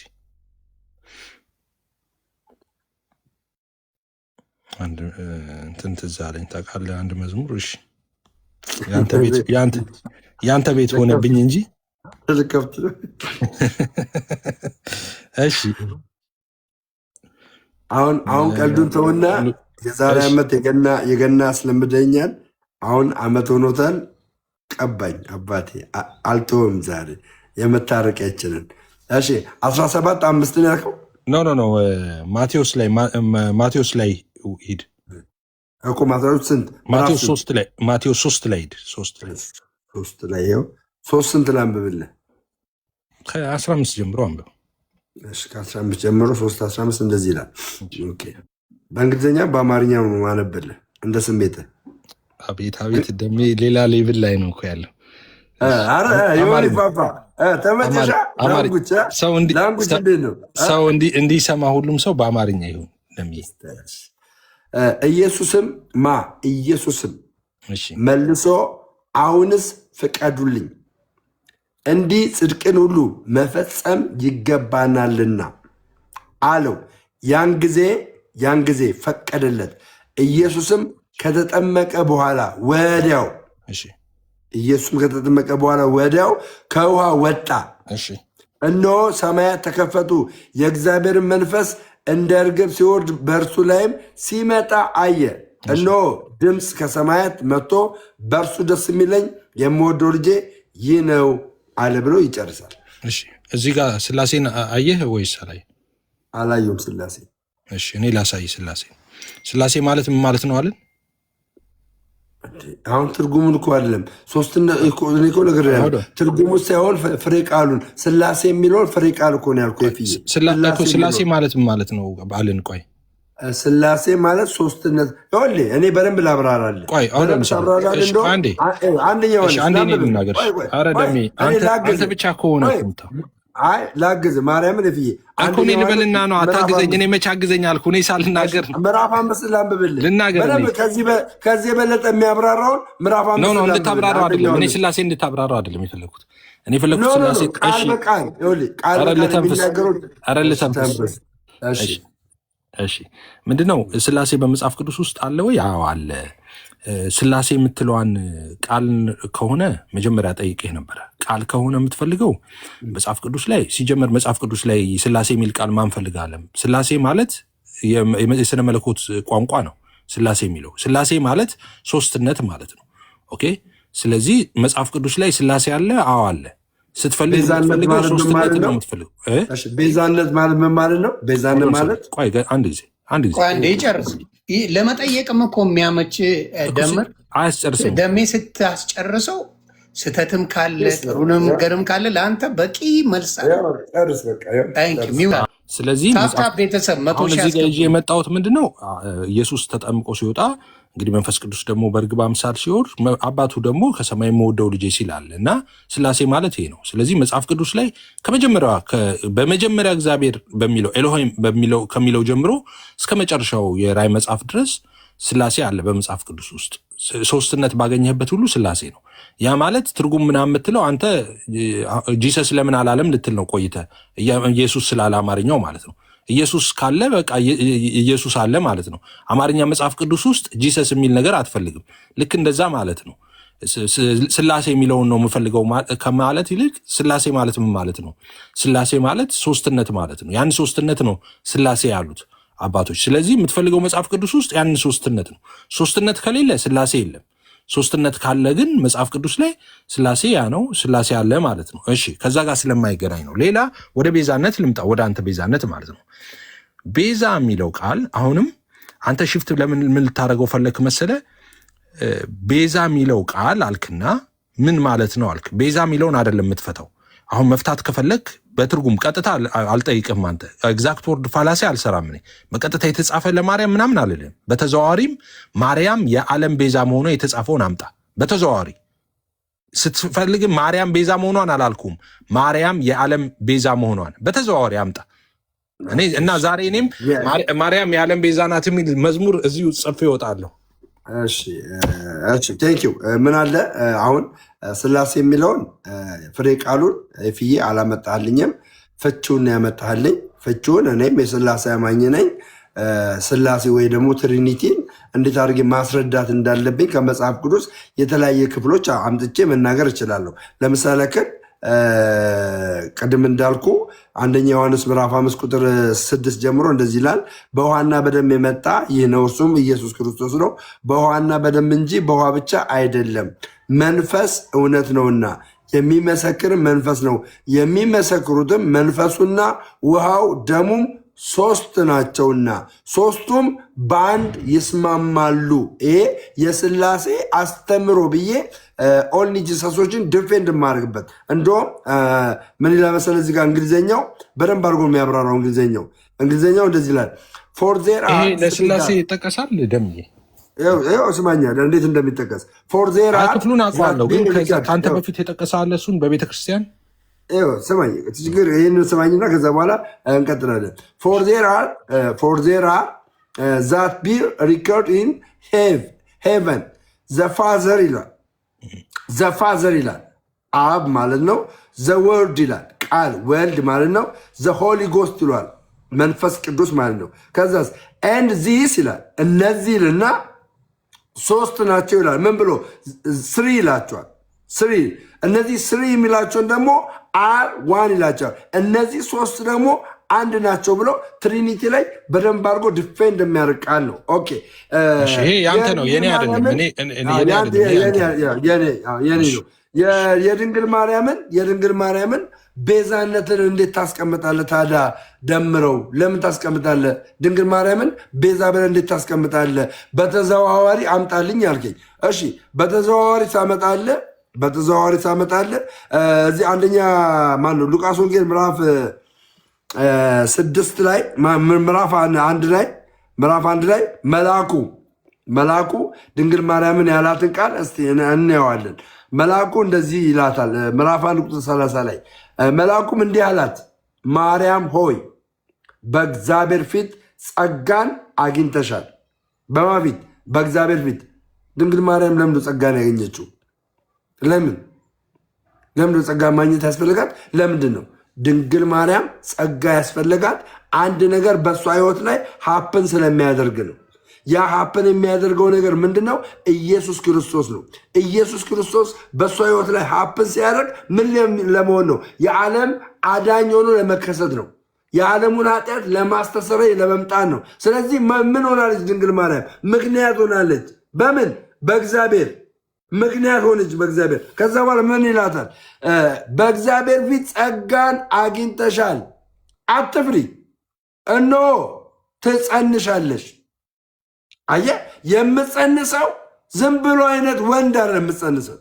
ድንግል ማርያም የምጸንሰው ዝም ብሎ አይነት ወንድ አለ። የምጸንሰው ዓላማ ያለው በእግዚአብሔር ዘንድ ዓላማ ያለው የዮሐንስ ወንጌል ምዕራፍ 3 ቁጥር 16 ላይ እግዚአብሔር አንድያ ልጁን እስኪሰጥ ድረስ ዓለሙን እንዲህ ወደደ የተባለበትን ቃል ሊፈጽም ይሄኛው መፈጸም ነበረበት። ከዛስ ትጸንሻለሽ፣ ወንድ ልጅንም ትወልጃለሽ። ኦኬ። ከዛ በኋላ ምን እንዳላት ታውቃለህ? ስሙንም ኢየሱስ ትይዋለሽ አላት።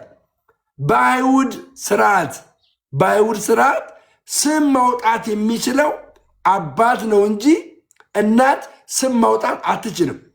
አይተህ ከሆነ ዘካርያስ ለልጁ ለዮሐንስ እስከሚወለድ ድረስ ምን ሆኖ ነበረ? ዲዳ ሆኖ ነበረ። ከዛስ ስሙን ማን ብለን እናውጣ ብለው ሲሉት አባትየው ይጠየቅ ሲል አባትየው ልክ ስሙን ዮሐንስ ብሎ ሲጽፍ አንደበቱ ምን አለ? ተከፈተ። አየህ፣ አባትየው ዲዳ ነው። ስለዚህ እናትየው ኤልሳቤጥ ስሙ ትናገር አላሉም፣ ሕጋቸው ስለሆነ። ማርያም ግን ሕግን አፍርሳ ነው እንግዲህ የኢየሱስ ክርስቶስን ስሙንም ኢየሱስ ትይዋለሽ አላት። ከዛስ እርሱ ይልና ታላቅ ይሆናል። አየህ፣ ምትክነት ማለት እዚህ ጋር ነው። ጥያቄ ልጠይቅ። ብዙ ጊዜ ተሳስታችሁ ስለምታወሩ ማርያም ኢየሱስ የሚለውን ስም ማርያም ነች እና ያወጣችሁ? አሁንም ስሙንም ኢየሱስ ትይዋለሽ እኮ ትይዋለሽ ያለው እሱ እኮ እሱ አይደለችም ያወጣችሁ። አስቀድሞ በትንቢት የተነገረው እሱ ወደ በኋላ እመጣለሁ። ማርያም አይደለችም ኢየሱስ የሚለውን ስም ያወጣችሁ። አሁን ኢየሱስ ትይዋለሽ ለዮሴፍ አልተነገረም እኮ። ትይዋለሽ ማለት ያወጣችለት ማርያም ነች ኢየሱስ የሚለውን ስም ማለት አይደለም። ገባኝ? የፍዬ እንጨርሳ ሌሊ መልአኩ መጥቶ ለዮሴፍ ለጮኛዋ ለጠባቂዋ ለዮሴፍ አሁን ድንግል ማርያም የምትወልደው ልጅ ኢየሱስ ብለህ ጥራው አላለው። ለምን? ዮሴፍና መልአኩ ስለተገናኙ ማለት ነው። ስለተገናኙ አላለው። ኦኬ።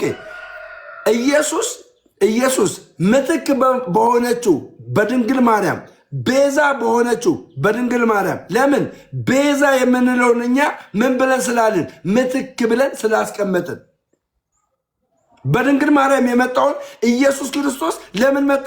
እንደዚህ ይላል፣ እርሱ ታላቅ ይሆናል። ከማን የሚመጣው? ከድንግል ማርያም የሚመጣው እርሱ ታላቅ ይሆናል፣ የልዑል ልጅ ይባላል። ጌታ አምላክም የአባቱን የዳዊትን ዙፋን ይሰጠዋል፣ በያዕቆብ ቤትም ለዘላለም ይነግሳል፣ ለመንግስቱም መጨረሻ የለውም ይላታል። ድንግል ማርያም እኛ ቤዛ ናት፣ ምትክ ናት ብለን የምንለው ይህንን ድምፅ አምና ገብቷል። አምና ልክ ዘካርያስ እንደተሳሳተው ሳትሳሳት አምና በመቀበሏ የዓለም ሕዝብ ይዳን ብላ በመቀበሏ ያለ ወንድ ግንኙነት እንደምትጸንስ በማመኗ ጀግና እኮ ናት ማርያም። እንዲሁ ነው የምትጸንሽ ስትባል አልተጠራጠረችም። የምትጸንሰው ወንድ ልጅ ደግሞ ታላቅ እንደሚሆን ለዓለሙ ኃጢአት መድኃኒት እንደሚሆን አምና ምትክ ሆና እሷ ተገኘችልን። ለዚህ ነው እኛ ድንግል ማርያምን ቤዛዊት ዓለም ብለን የምንለው። ኤፍዬ በተዘዋዋሪ ላልኩት መልስ ይሄኛው ነው መቀርብለት። ቴንኪው። እሺ አሁን ረጅም ሰዓት አወራ። ደም ያሳከኝ ወተት ነጭ ነው አልክና ወተት ነጭ መሆኑን ፕሩፍ ላድርግላችሁ አልክና የሆነ ሰፈር ሄድክና በየአይነት ጋበዝከንና በልተን ስንጠግብ እንዴት ነበረ ወተቱ አልከን። እኛ በየአይነት ነው የበላ ነው፣ ወተት አላየንም። ነጭ የሚሆን ጥቁር እንደዛ አይደለም። ኧረ እንደዛ አይደለም። ትንሽ ብትቀጥል ኖሮ ደሜ የሆነ ብሎን ልፈታ ነበር። ከአይምሮዬ ላይ መጮ ሁሉ ልጀምር አይደለም። አንተም ቃል በቃል አምጣ አልኩ። አንተ በተዘዋዋሪ ስላሴን አሳየኝ። እንደ አንተ አይነት ተዘዋዋሪ እኮ የአንተ አይነት ተዘዋዋሪ እኮ ምድር ላይ የለም። ያዞርከን ኬት እስኬት መሰለ አንተ በጃፓን ዞርኩ ፍዬ አረ ደም ይኸውልህ፣ ማርያም ቤዛዊት ዓለም ማለት ማርያም የዓለም ቤዛ ነች። ዓለምን ሪዴምድ አድርጋለች፣ ዓለምን ዋጅታለች ማለት ነው ትርጉሙ። ኖ ይሄ ነው ልዩነቱ። አየህ ትርጉሙ እንደዛ ነው። ምን ታደርገዋለህ? እኛ የተዋጀ ነው በክርስቶስ ኢየሱስ ደም ነው። ድንግል ማርያም ቤዛ ስንላት ግን እንደ ክርስቶስ ኢየሱስ ያለን ቤዛነት እየሰጠናት አይደለም። ኤፊ ትርጉሙን ላይ ወይ ደግሞ ላንብብ መሰለህ።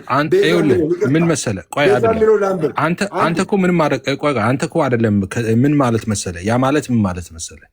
መጀመሪያ ትለጥፍና ከዛ በኋላ ለምሳሌ ዮኒ ማኛን ትወስድና ፓይለት ነው ትላለህ።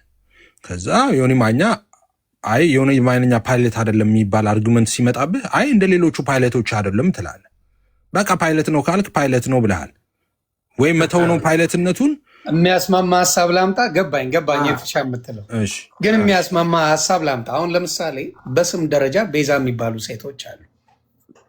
በስም ደረጃ አሁን ቤዛዊት የሚባሉ ብዙ ሴቶች ቲክታክ ላይ እያየን ነው። ፌክ የሚሆን እውነተኛ ስማቸው ቤዛ ቤዛ ቤዛ እየተባሉ አሉ። እነሱ ቤዛዊት ማለት ስማቸው ዓለምን ቤዛ ስላደረጉ ስላዳኑ ነው ወይስ ቤተሰብ ቤዛነታቸውን ለእነሱ ምክንያት እንደሆኑ መግለጻቸው ነው? ፍዬ እስቲ ያስረዳኝ።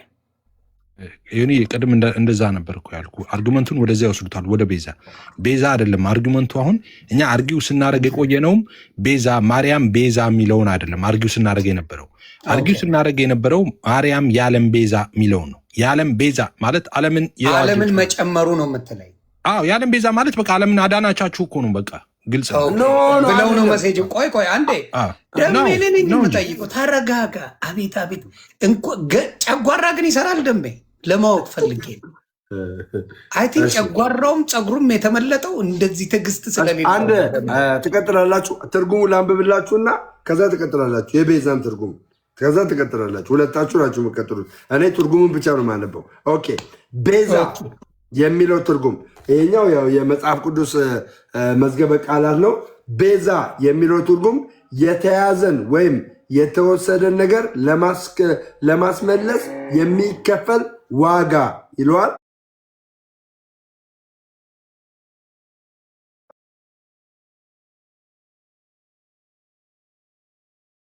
ያምኑበት ሁሉ በሞቱ አየህ፣ የኢየሱስ ቤዛነት በሞቱ ቤዛ ሆነላቸው ይላል። ድንግል ማርያም እንደ ኢየሱስ ክርስቶስ ቤዛ አይደለችም ብለን የምንለው ለእኛ ለኃጢአተኞች ስላልሞተችልን ነው። ቤዛ ናት ብለን የማንለው ኦኬ። ለሞቱ ቤዛ ሆነላችሁልና ማርቆስን፣ ኤፌሶንን፣ አንደኛ ጢሞቴዎስን ይጠቅስልናል። ከዛ በኋላስ ለሰው የተደረገ ቤዛነት የሚፈጸመው ከሙታን ትንሣኤ በኋላ ነው ይልና ሮሜ 8:23ን ኤፌሶን 4:30 ይልና ዋጅ የሚለውን ያስቀምጣል። ኦኬ ታዲያ እዚህ ጋር ቤዛነትን ለድንግል ማርያም በምንድን ነው የምትሰጠው ብለህ ካልከኝ ማለት ነው ለውጥ በሚለው ነው የምትሰጠው። ቤዛ የሚለው ቃል ለውጥ የሆነችው ድንግል ማርያም በማናት? በሔዋን የተነሳ ናት። ሔዋን ወደ ዓለም ኃጢአትን ይዛ መጣችብን። የኃጢአት ኮዝ ሆነች፣ ምክንያት ሆነች። ድንግል ማርያም ደግሞ የህይወት ምክንያት ሆነች። ድንግል ማርያም ለውጥ ሆነ ማለት ነው። በሷ አየህ፣ ኃጢአትና ጽድቅ በድንግል ማርያም ለውጥ መጣ። በኃጢአት የተነሳ ለውጥ በማን አገኘን? በድንግል ማርያም አገኘን። ቀጥሎ አሁን ሁለታችሁ ሚውት አረጋ። አንድ ጊዜ ደምዬ እንትናን ታስገባልኝ። ሙሌ የሚባለውን ሉተራውያን ታውቀዋለህ አይደል? አይ ሙሌ ማም ይመስለኛል አካውንቱ። እና አንተ ቅድም ይሄ ነገር ስላሴን አብራራበታለሁ ምናምን ስትል እሱን ስላሴን ታብራራበታለህ ምናምን ስልህ አዎ ስላሴን ያብራራበት የቸርች አባት አለ ስላለ እሱን እንዲያሳይ ፈልጌ ነው። አንተን የሚረዳህ ልጅ ነው እና አስገባው። አንተ የሚረዳህ ልጅ እኔ አላወቅሁትም። ያነባል ሌላው ሙሌ ማም የሚል ገስት ላይ ፈልግና ሙሌ ካለህ ላክለትና እንደዛ ተብለዋል ተፈተዋል ስትል ስለነበረ ገብተህ እንድታሳይ ነው። አይ ግን አሁን ኤፍሻዬ እኔ ፐርሰናሊ ጥያቄ ምንድን ነው ኦርቶዶክሶች እዚህ ቃል በቃል እያሉ ያሉት ቆይ አንዴ ሳሚ ሉተራን ሙሌ እንዳትገባ ማለት ለምንድን ነው? እሱ ነው እኮ አይደለ የጻፈው ይሄንን ስሙን የቸርች ፋዘርስ ስሙን ሜንሽን አድርጎታል። እነሱ እንትን ይበሉና ቆይ እሱ ምንም ማድረግልን ስሙን መጥራት አልፈለኩም፣ ግን ካለ ሌሎቹ ሉተራን ምናምን ይቆዩልን እዛው ምንም ጥቅም የለው። ሉተራን ናቸው እንጂ ክርስቶስ አይደለም። ስለዚህ ነው እንደዛ የሚባል ነገር አላምንም። ሉተራን ተብለው ስም ተሰጥቶ እምነት አለ ብዬ አላስብም። ስለዚህ መብታቸው ነው፣ ግን አልቀበለው። ስለዚህ የፈለጉትን ስም ስለሰጡ በሉተራን ተከታይ አይደለሁም እኔ ክርስቶስን እንጂ ሉተርን አልከተልም። አሁንም የምለው ጋር ስንመጣ ምንድን ነው እዚህ ጋር የኦርቶዶክስ ወንድምናቶች ቃል በቃል እኛ ቤዛዊተ ዓለም ስንል በደሟ የገዛችን ምትክ ናት ብለን አይደለም። ልክ በምን ምክንያት ነው የሆነችው? ምን አይነት ምክንያት? እኛ ኢየሱስ ክርስቶስን በጸጋ ወልዳ ምክንያት ሆናልን። ትውልድ ሁሉ ከዛሬ ጀምሮ ብፅዕት ይሉኛል፣ ያመሰግኑኛል። ትውልድ ሁሉ የሚላል ትውልዱን ካመጣ መጽሐፍ ቅዱስ እንደሚለው ሙሉ ትውልድ ነው፣ ግማሽ ትውልድ አላለችም። ሙሉ ትውልድን ወክላ ያመሰግኑኛል የምትልበት ምን ምክንያት ሊሆን ይችላል? ምክንያት ከሌላት አትመሰግንም። ስለዚህ ኢፍ ዩ አስክ ትውልድ ሁሉ ያመሰግኑኛል ካለች ቅድስት ድንግል ማርያም there is something she did ማለት ነው። የሰራችው ቤዛ የሆነችበት ነገር አለ፣ ምክንያት የሆነችበት ነገር አለ። ዝም ብላ አይደለም የምትመሰገነው። ስለዚህ ከተመሰገነች እኛ ምክንያት ሆነችን እንጂ በደም ዋጅታ አዳነችን እያልን አይደለም። ትውልድ ሁሉ ከተባለ ደግሞ ዓለምን በሙሉ ማለት ነው። ስለዚህ ያ ነው ምክንያታችን እንጂ የመዳናችን ምክንያት ምንድነው? በደሟ የዋጀች ናት እያልን አይደለም እያለ ደጋግመው እየተናገሩ እዚህ ጋርም እየጻፉ ናቸው። ስለዚህ እነሱ አይደለም ካሉ አንተ በግድ ናችሁ ማለት ትንሽ አይከብድም? እሱ ጋር ነው እኔ ችግር ያለብኝ። አይደለም እነሱ አሉ።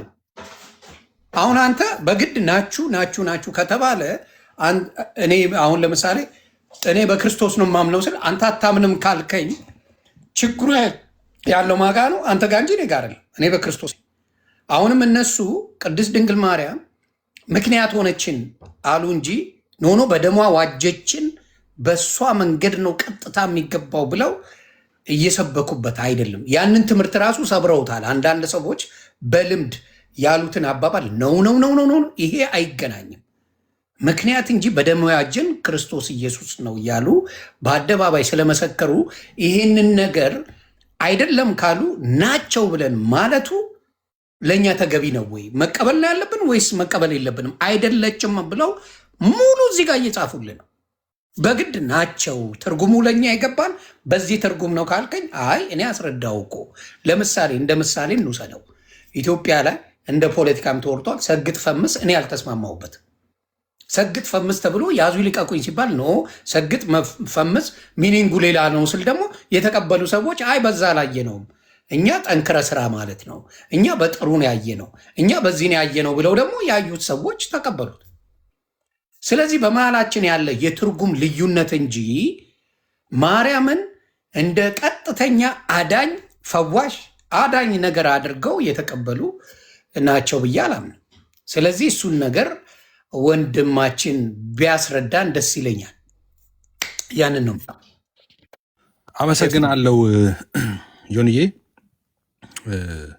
ከቅድሙ ቢጀምር ተው ምናምን ያልከው እኔም እንዲገባ ፈልጌ አይደለም፣ ግን ደሜ ሲናገር የትኛው አይ ልጁ እንዲገባ ፈልጌ አይደለም። ሉተራ ምናምን ያልከው እንዲገባ ፈልጌ ሳይሆን ደሜ ሀሳብ በሚሰጥ ጊዜ ይሄ ነገር ለስላሴ ተጠቅሷል ስለው አይ ተርቱሊያን ለስላሴ ፈቶታል አለኝ እና እሱን ገብቶ እንዲያሳይ ነበር ፍላጎቴ ማለት ነው። የጠራሁት ለዛ ነው፣ እንዲገባ እንጂ እንዲገባ ፈልጌ አይደለም። ብዙ ጊዜ አባቶች እንዲህ ብለዋል ብለው ዝም ብለው እንደፈለጉ ይጠራሉ ስም፣ ግን ማስረጃ ሲባሉ መተው ሊነጋገሩ አይችሉም። እና እዚህ ጋር ስለ ሉተራን እኮ እኛ አላነሳም ደሞ እነሱ አይደለም።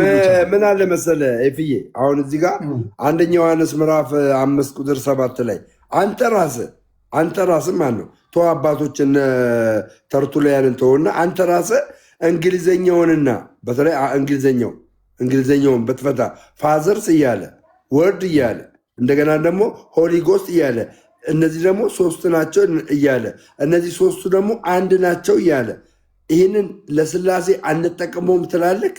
ለምን የምንጠቀመው ይህንን? አይ ደምዬ እዛ ጋር ያለ 8 ላይ ያለው ነው ያልኩ። አሁን ለምሳሌ ወደድ ብለህ ስለ 9 ስታወራ አባትና ልጅን ይጠቅሳል እዛ ጋር። እዛ ጋር ያሉን አይደለማ። እኔ 7 ነው እንጂ 8 ሳይሆን 8 አይደለ? አንዴ የእውነት ኑር የሚለው ከይቅርታ ጋር አንዴ 30 ጊዜ ስለጻፍከው የእውነት ኑር ማለት ብጽዕት ማለት ምን ማለት ነው? ብጽዕት ይሉኛል ማለት ኦኬ።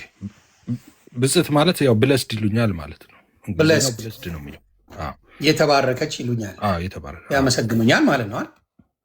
አንድ ሰው የተባረክነ ካልኩ ምን ማለት መቼም አልረገምኩም አመሰገንኩ እንጂ። የተለያየ ትርጉም ስለሚኖረው እኔ ያነሳችሁት ነጥብ ላይ ልምጣሽ። ይኸውልህ እዚህ ጋር በኤክስ እየጻፉልህ ስለሆነ አንዴ ወደ እንትኑ ልምጣ፣ ወደ ፖይንቴ ልምጣ። አሁን ወደ አንዴ አይ ቀለል አድርገህ ነገራቸው ከስር ለሚጽፉት ወንድምና እህቶቼ አንዴ ብጽዕት ይሉኛል ብላ ቅድስት ድንግል ማርያም የተናገረችው ምን ማለት እንደሆነ ነገራቸው ውስጥ አንዴ፣ ከዛ ወደ ገደለው እንገባለን። ብጽዕት እንግዲህ አማርኛው ብጽዕት ነው፣ እንግሊዝኛው ያው ብለስድ ነው የሚለው ብለስድ ነው። ብለስድ ነች ይሉኛል ማለት ነው።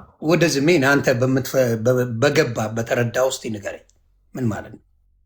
አይ ብጽዕት ነች ይሉኛል ስምል እንዴት ብጽዕት ነች፣ እንዴት ብለስድ ነች፣ እንዴት የተባረከች ነች፣ እግዚአብሔር እንዴት የረዳት ነች፣ እንዴት እድለኛ ነች እያሉ ሰዎች አድማየር ያደርጓታል፣ ያደንቋታል ማለት ነው። ተባረኩ ያደንቋታል ማለት ያመሰግኗታል ማለት ነው። አይ ምስጋና አይደለም።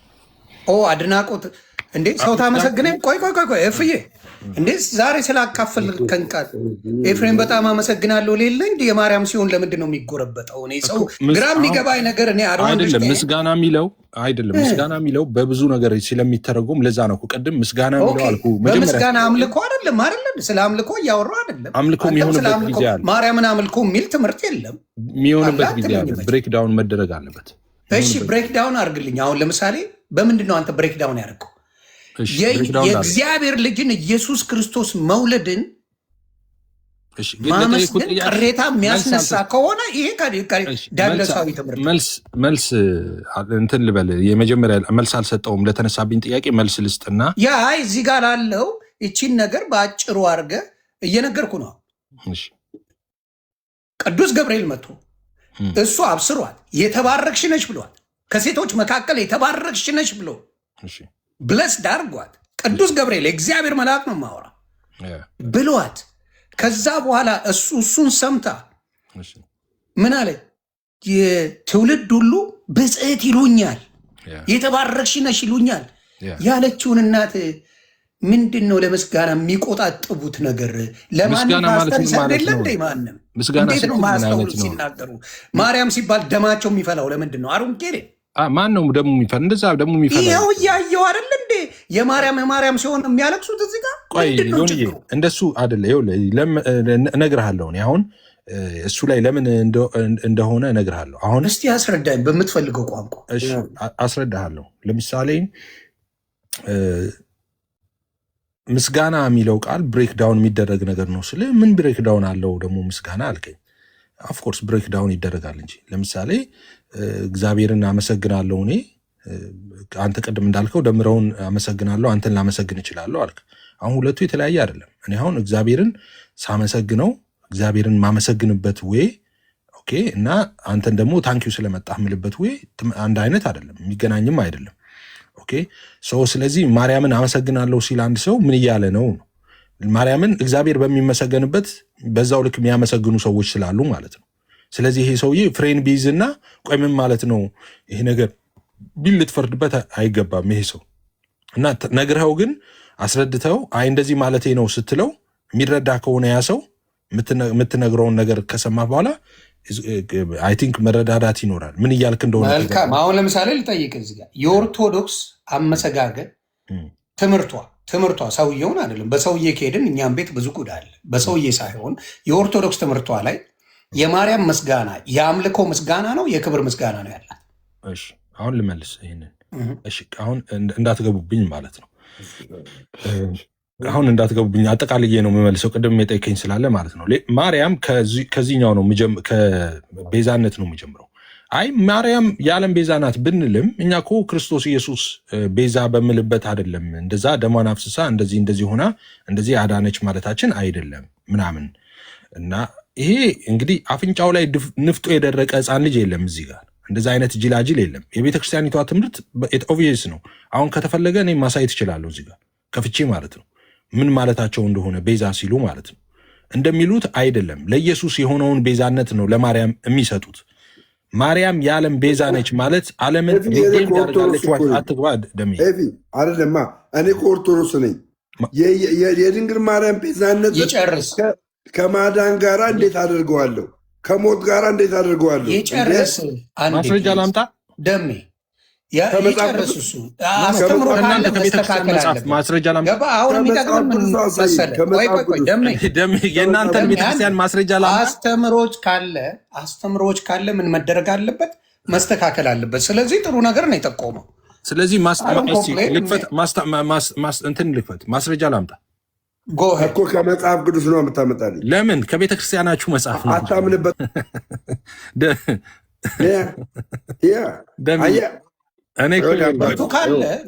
ትምህርቱ ካለ ከመጽሐፍ ቅዱስ ነው እንጂ ማምጣት ያለብህ አንተ ከማታምንበት።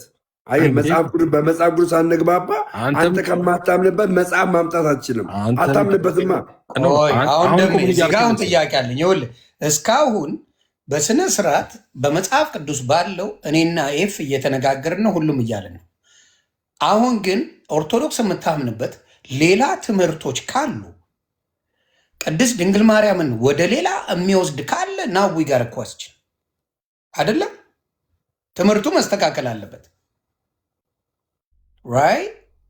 እኔ የምመልስልህ ዮኒ፣ እኔ የምመልስልህ በመጽሐፍ ቅዱስ ከሌላ ቤተ እምነት ጋራ ዲስከስ ማድረግ ትችላለህ። ከዛ ውጭ ግን እኔ በማምንበትና አንተ በማታምንበት መጽሐፍ መነጋገር አንችልም። እሺ አንተ በምታምንበት ምን ይላል ደሜ? በመጽሐፍ ቅዱስ ለማርያም ጉዳይ ምን የሚል ነገር አለ? አሁን በደንብ አድርጌ ስናገር ነበር ስለ መጽሐፍ ቅዱስ። በመጽሐፍ ቅዱስ ላምጣልህ። በመጽሐፍ ቅዱስ እንኳን ድንግል ማርያም ይቅርና እግዚአብሔር ለአብርሃም ምን ብሎታል? አብርሃም ሆይ ምዕራፍ 15 ዘፍጥረት አብርሃም ሆይ የሚባርኩህን እባርካለሁ አለው።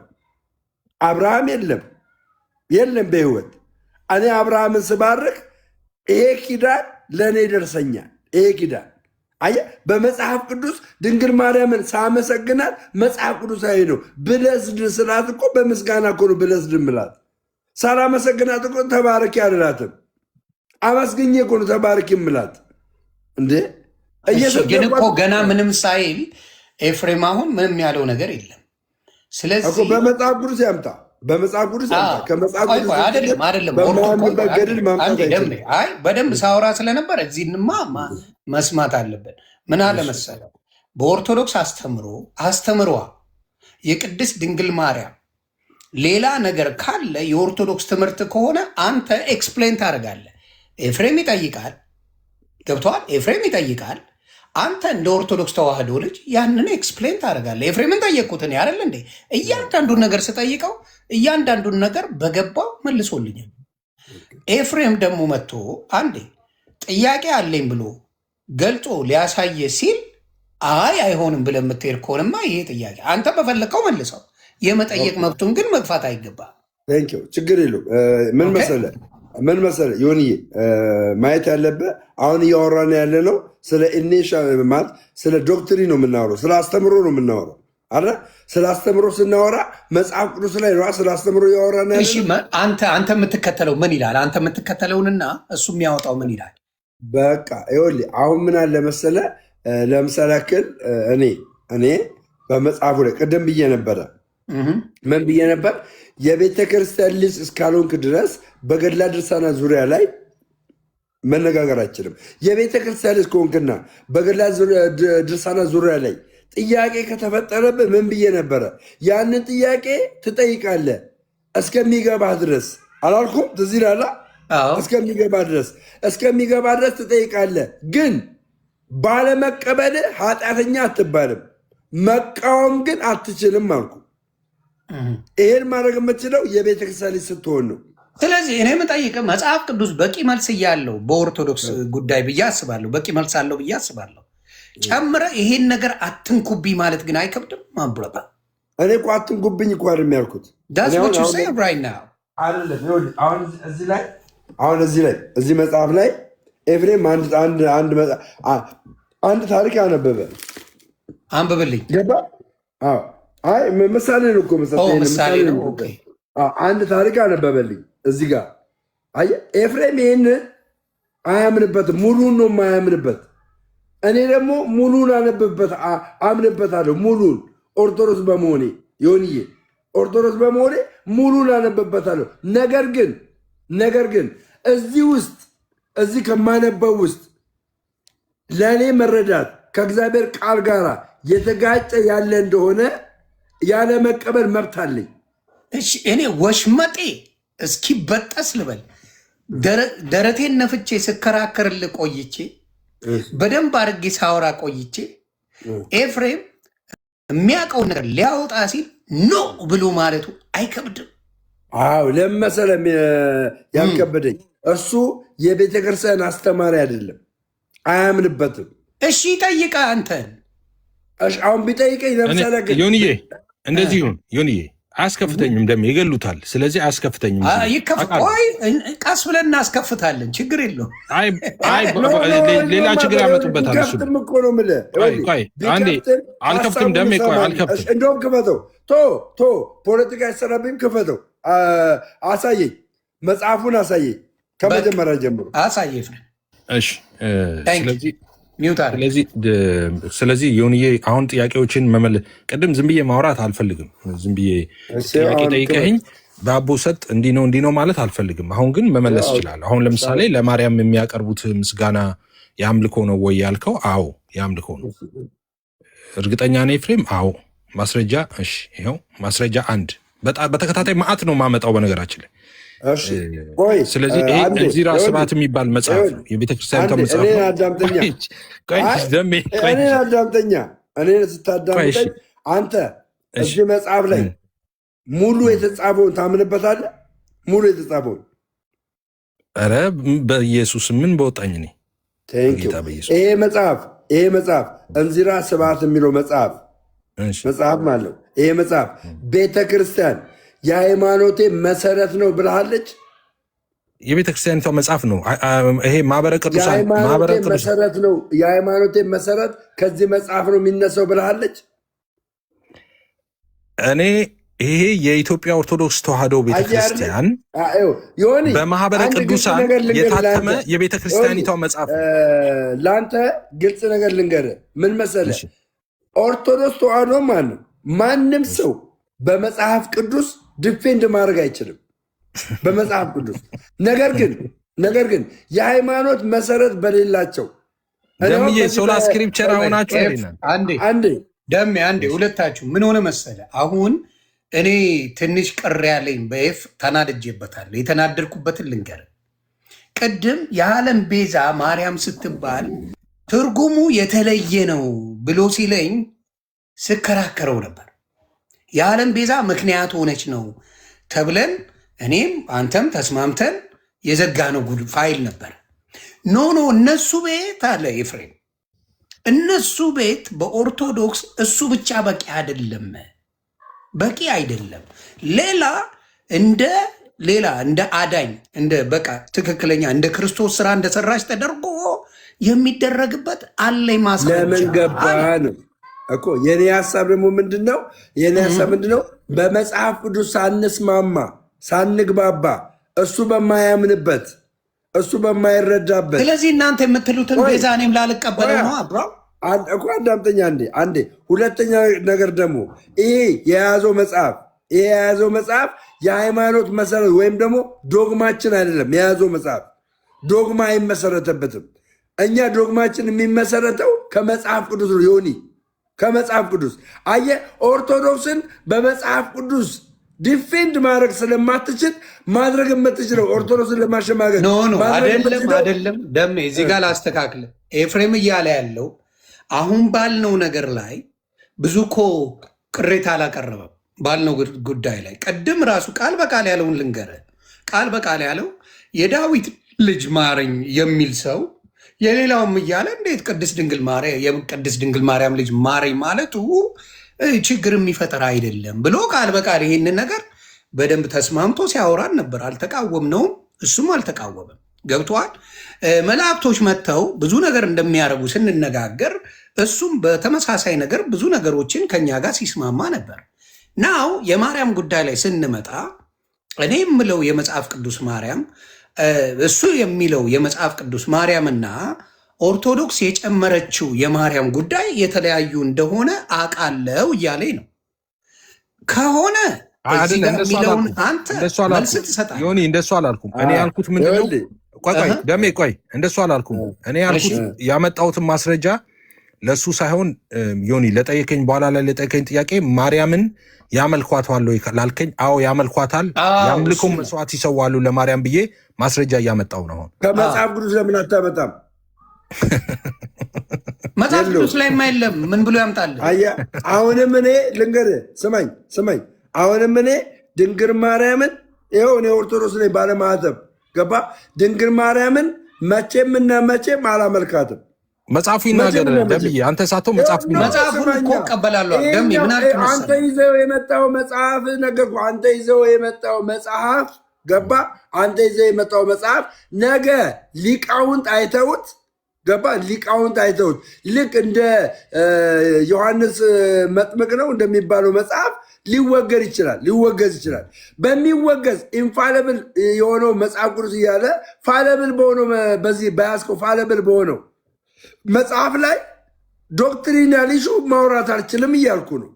ገባ። ዌልካም ቱ ሶላ ስክሪፕቸራ ቴንክ ዩ ኖ ዌይ ዌልካም ቱ ሶላ ስክሪፕቸራ ኖ ዌይ። ስለዚህ ኤፍሬም አየህ፣ ይሄ የሆነ ጥሩ መልዕክት ይቅር ብያለሁ። እኔ ደሜን ይገሉታል ይቅርበት።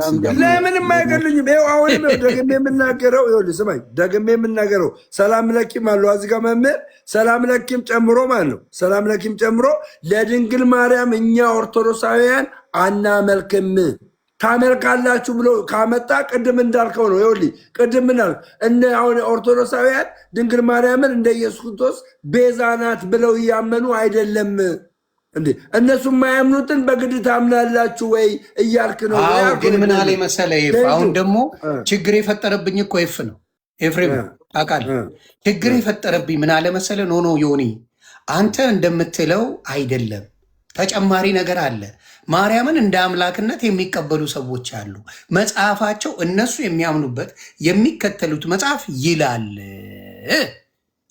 እኔ ደግሞ ቅድም ምን ብዬ መለስኩልህ? ለምሳሌ እዙ ጋር እኛ እዚህ ያላችሁ ስሙኝ አልኳቸው። ድንግል ማርያም አምላክ አይደለችም፣ ሚካኤል አምላክ አይደለም፣ ገብርኤል አምላክ አይደለም ነው ብላችሁ አትናገሩ። ስለዚህ መጽሐፉ ይወገዛ ተወግዞ ስማኛ፣ አዳምጠኝ። ይህንን መጽሐፍ ደምሮ አይደለም ማውገዝ የሚችለው። ይህን መጽሐፍ ገባ? ይህንን መጽሐፍ ማውገዝ የሚችለው የቤተ ክርስቲያን አይናማ የሚባሉ ገባ? ወይም ደግሞ የቤተ ክርስቲያን ሊቃውንት አሉ። ሊቃውንቶች ናቸው ማውገዝ የሚችሉት። ጥያቄውን ማንጠይቁ ሊቃውንቶቹ አሁን ይህ ጥያቄ አልቀረበላቸው። ደምሮ ማድረግ የሚችለው ምንድን ነው? ደምሮ ማድረግ የሚችለው ምንድን ነው? እዚህ ውስጥ ደምሮ የማያምንበት ከመጽሐፍ ቅዱስ ጋር የሚጋጭ መስሎ የታየውን አንድ ሐረግ ገባ ያለመቀበል መብት አለው። ግን ደምሮ ኦርቶዶክሳዊ ስለሆነ ያንን እንትን በቤተክርስቲያን ዘንድ እስካልተወገደ ድረስ መቃወም ይችላል። መቃወም አይችልም። አለመቀበል ግን ይችላል። አለመቀበል አልተቀበልክምና በቃ አልተቀበልከውም። ሰው ይደዝም ያደ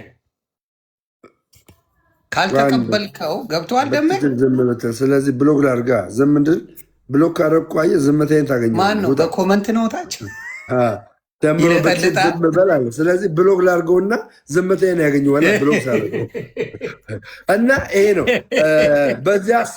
በዚህ ሀሳብ እንግዲህ መምህር ሰላም ለኪ የተወሰነ ሃይላይት ይስጡት። እንግዲህ የተወሰነ ሃይላይት ይስጡና ኤፍሬም ግን እኔ እዚህ ቤት ካልሆነ ይቅርታ አድርጉልኝ፣ ኦርቶዶክስ ተዋህዶ እንዳትቀየሙኝ። ኤፍን ፔጄ ጋብዤው ይሄንን ነገር ያሳየኛል። አወነሲ በእውነት ማየት ፈልጋለሁ። ስለዚህ እዚህ ብትፈቅድልንና ሁላችንም እያየ ነው የማይቀበል የሚቀበል ካለ ይቀበለው ያንን ቃል። ካልሆነ ግን እኔ ኤፍን እኔ ፔጅ ላይ ያደረገውና በዚህ ጉዳይ ላይ ለቅያሜ ሳይሆን እምቢ ስለተባልኩኝ እዛ ላይ ለማሳየት ችግር የለው። አሁን ያሳይ አንተ ቤት የሚያሳይ ኢስፋይል ግን መምህር ሰላም ለኪ ያሉ እዚህ ጋር ማለት መምህር ሰላም ለኪ ያሉ። ስለዚህ እሳቸው ብቃት አላቸው። እሳቸው ድንግል ማርያምን እናመልካታለን ደሜ ተሳስተሃል እስቲ ይበሉ። መልካም ሰላም ለኪ ይናገሩ። ታንኪ አጋጣሚ ስልክ ተደውሎ ነበርና ይቅርታ። አሁን ኤፍሬም ማውጣት ያለብን መጽሐፍ ችግር የለውም ታወጣዋለህ፣ ግን በአንድ ነገር ብንስማማ ደስ ይለኛል። እኔ ደግሞ ከመጽሐፍ ቅዱስ ምጠይቅ ጥያቄ ሊኖር ይችላል ማለት ነው። ተመሳሳይ የፈለግከውን ጥያቄ እኔ እጠየቃለሁ። እሺ መልካም ችግር የለም። መጽሐፍ አውጣውና ምክንያቱም አጻጻፍ ስልት የመጽሐፍ ቅዱስ አጻጻፍ ከገባን ያኛውም ይገባናል ብዬ ተስፋ በፈለጋችሁት የተረጉሙታል በፈለጉት። እኔ ላውጣውና እንትን ልበለው። አሁን ችግሩ የቱን አንስቼ የቱን እተዋለው የሚለው መዝሙር ነው። በጣም እጄ ላይ ያለው ፋይል 80 ምናምን አንድ ብቻ ነው ማለት ነው።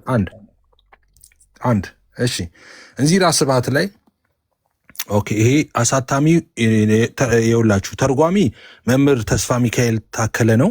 አሳታሚ ደግሞ በኢትዮጵያ ኦርቶዶክስ ተዋሕዶ ቤተክርስቲያን ማህበረ ቅዱሳን ያሳተመው ነው። ኦኬ እንዚራ ስብሐት ይባላል መጽሐፉ።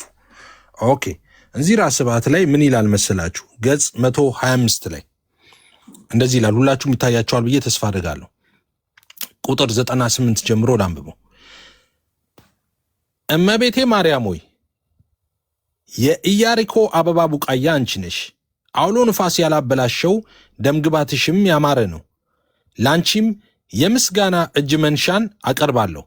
በመፍራት እገዛልሻለሁ፣ በመስገድም እጅ እነሳሻለሁ። የአምልኮ መስዋዕትንም ላንቺ እሰዋለሁ። ደግመዋለሁ፣ የአምልኮ መስዋዕትንም ላንቺ እሰዋለሁ።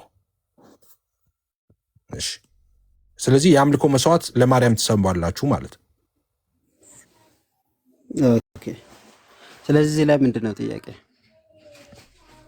ማርያምን እያመለካችሁ ነው፣ የአምልኮ መስዋዕት እየሰዋችሁ ነው። ኦኬ። ስለዚህ አምልኮ ማለት ፈጣሪ የሚል ቀጥታ እሱን ብቻ ነው ግንኙነት አለው ወይስ አምልኮ የሚል ሌላ ትርጉም አለው? አምልኮ ማለት ምን ማለት ነው? ኦኬ። አይ እዚህ ጋር ከተግባባን ችግር የለውም። እሱ ጽሁፍ አምልኮ ማለት ምንም አምጡ፣ መዝገበ ቃላት ክፈቱ፣ የፈለጉትን ትርጉም አምጡ። የአምልኮ መስዋዕት እሰዋልሻለሁ ብለዋል። የአምልኮ መስዋዕትን ይሰዋል ማለት ነው። የአምልኮ መስዋዕት ደግሞ የሚሰዋው ለእግዚአብሔር ነው፣ ለሚመለክ አካል ነው። ኦኬ፣ እሺ፣ መልካም። እንደዛ ከሆነ አሁን እዛ በያዝከው ታብሌት ማለት ነው መጽሐፍ ቅዱስን ክፈትልኝና ከዛ አነጻጽረን መልስ ልስጥ። መጽሐፍ ቅዱስ ላይ ስንት ላይ ላውጣሉ? እኔ መጽሐፍ ቅዱስ አለ እጄ ላይ ምንም። እሺ፣ በአፑ ክፈትልኝና እስካሁን እንደከፈትከው ምን ላይ የሐዋርያት ሥራ ምዕራፍ 27 ቁጥር 23 ላይ እኔም አውጣት እችላለሁ። ቁጥር 23 ምን ይላል? ምዕራፍ 27 ቁጥር 23 የእርሱ የምሆንና ደግሞ የማመልከው የእግዚአብሔር መልአክ በዚች ሌሊት በአጠገቤ ቆሞ ነበርና ጌታ ሆይ ድረስ። አሁን ይህንን ቃል የእርሱ የምሆንና ደግሞ የማመልከው የእግዚአብሔር መልአክ በዚች ሌሊት በአጠገቤ ቆሞ ነበርና ይላል። ኦኬ። አሁን ይሄ እንዳነበብከው አሁን ይህንን ቃል የተናገረው ጳውሎስ ነው የሚለው እዛ ክፍሉ ላይ ማለት ነው። የእርሱ የመሆንና ደግሞ የማመልከው ማንን አለ? የእግዚአብሔር መልአክ ይላል። ስለዚህ ቅዱስ ጳውሎስ የአምልኮ ክብር እየሰጠው ነው ለመልአኩ። እኔ እኮ እናንተ መተርጎም ብቻ ሳይሆን ማንበብም ሳትችሉ ለምን እንደምትከራከሩ ነው ግራ የሚገባኝ። አይ የኔ እኮ ነበረው ኦዶን የሚለው ምንድን ነው? በጣም በተደጋጋሚ እዚህ ፕላትፎርም ላይ ነግሬያቸዋለሁ። ይሄ ምን ተብሎ እንኳን እንደሚነበብ ማለት ነው።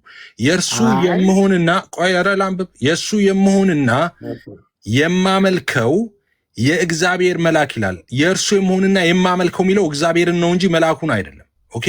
የእርሱ የመሆንና አቤት ኤፍሬም ቆይ አንዴ ደግሞ ያንብበው። እንግዲህ የማመልከው ያለው መልአኩን ነው።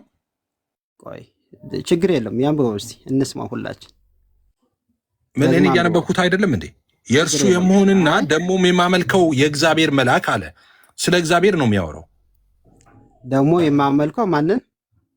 የማመልከው የእግዚአብሔር መልአክ። ስለዚህ የሚመለከው እዚህ ጋር ማን ነው? ከመልአክ በፊት እግዚአብሔር አለ። እግዚአብሔር ነው የሚመለከው። ሰላም ለኪ ላግዞ ይቅርታ። ችግር የለም አይደለም፣ ችግር የለም። አሁን መልሱን አገኘሁት። ቆይ አሁን ፍሬንት ይዛል። አሁን መልሱን ስላገኘሁት ኮንፊደንስ አለኝ። አምልኮ ትርጉሙን ንገረኝ። አምልኮ የሚለው ትርጉም ንገረኝ። ችግር የለም። መጀመሪያ ይነበብና ትርጉሙ ይናገር። መጀመሪያ አነባበብ መጀመሪያ አነባበብ የሐዋርያት ሥራን ተወውና አምልኮ የሚለውን ትርጉም ንገረኝ። ትርጉሙን አግኝቻለሁ።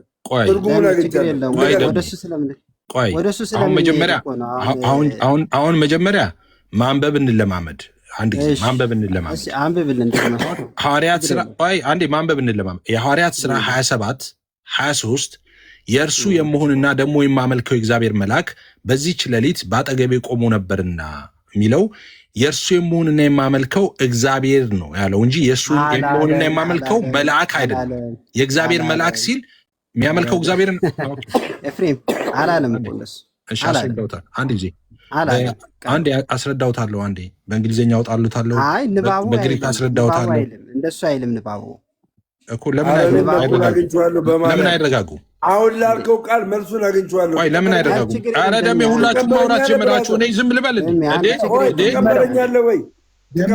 ደሜ መልሱን አገኘሁ። ምን እነሱ አይነጋገሩም? ደሜ እነሱ ናቸው ከኔ ጋር ነበር የጀመርከው አይደለም? ፕሊዝ አሳልፈህ ቆይ ደሜ አሳልፈህ ሰጠህ። ከዛ እነሱ ለመነጋገር እነሱ የበቁ ናቸው። ለሰላም ምዕራፍ 27 የሐዋርያት ሥራ ምዕራፍ 27 አከራካሪ ነው አለም። አሁን ባነሳው ግን ማለት ነው። አሁን ባነሳው ግን ምስጋናና አምልኮን ብለህ ተናገር። አምልኮ የሚለው ቃል እሱን እኮ እየተወያዩ ነው። አንዴ ሚውት አድርገው ይኸው ትርጉሙ ምን እንደሆነ ያስቀምጠዋል። ከዛ በኋላ አንዴ ፕሊዝ እነሱ ይነጋገሩ። ፕሊዝ ደሜ አንድ ጊዜ ሚውት አድርገው መጀመሪያ። ቆይ ወዴትም አልሄድም። ደሜ እንትን ሽፍት ለማድረግ ፈልገህ ከሆነ አንድ ጊዜ ሽፍት አላደርግም። ሽፍት ማድረገው መቼ መሰለህ? በእንግሊዝኛ አንብበን በግሪክ አንብበን መጀመሪያ ማንበብ ተለማምደን ነው። መጀመሪያ ማንበብ መለማመድ አለብን። ኦኬ። ከዛ እሱን ማንበብ ከተለማመድን በኋላ ከዛ በኋላ ምን ማለት ነው ትርጉሙን ምናምን የሚለውን ነገር ሁሉን ነገር ታመጣለህ አንተ። ችግር የለውም። አንድ ጊዜ ባይብል ሀብ ላይ ላውጣና ማንበብ እንለማመድ። ቆይ ችግር የለውም። መጀመሪያ አይ ነው እንትን በአማርኛው የተጻፈው የማትቀበለው ከሆነ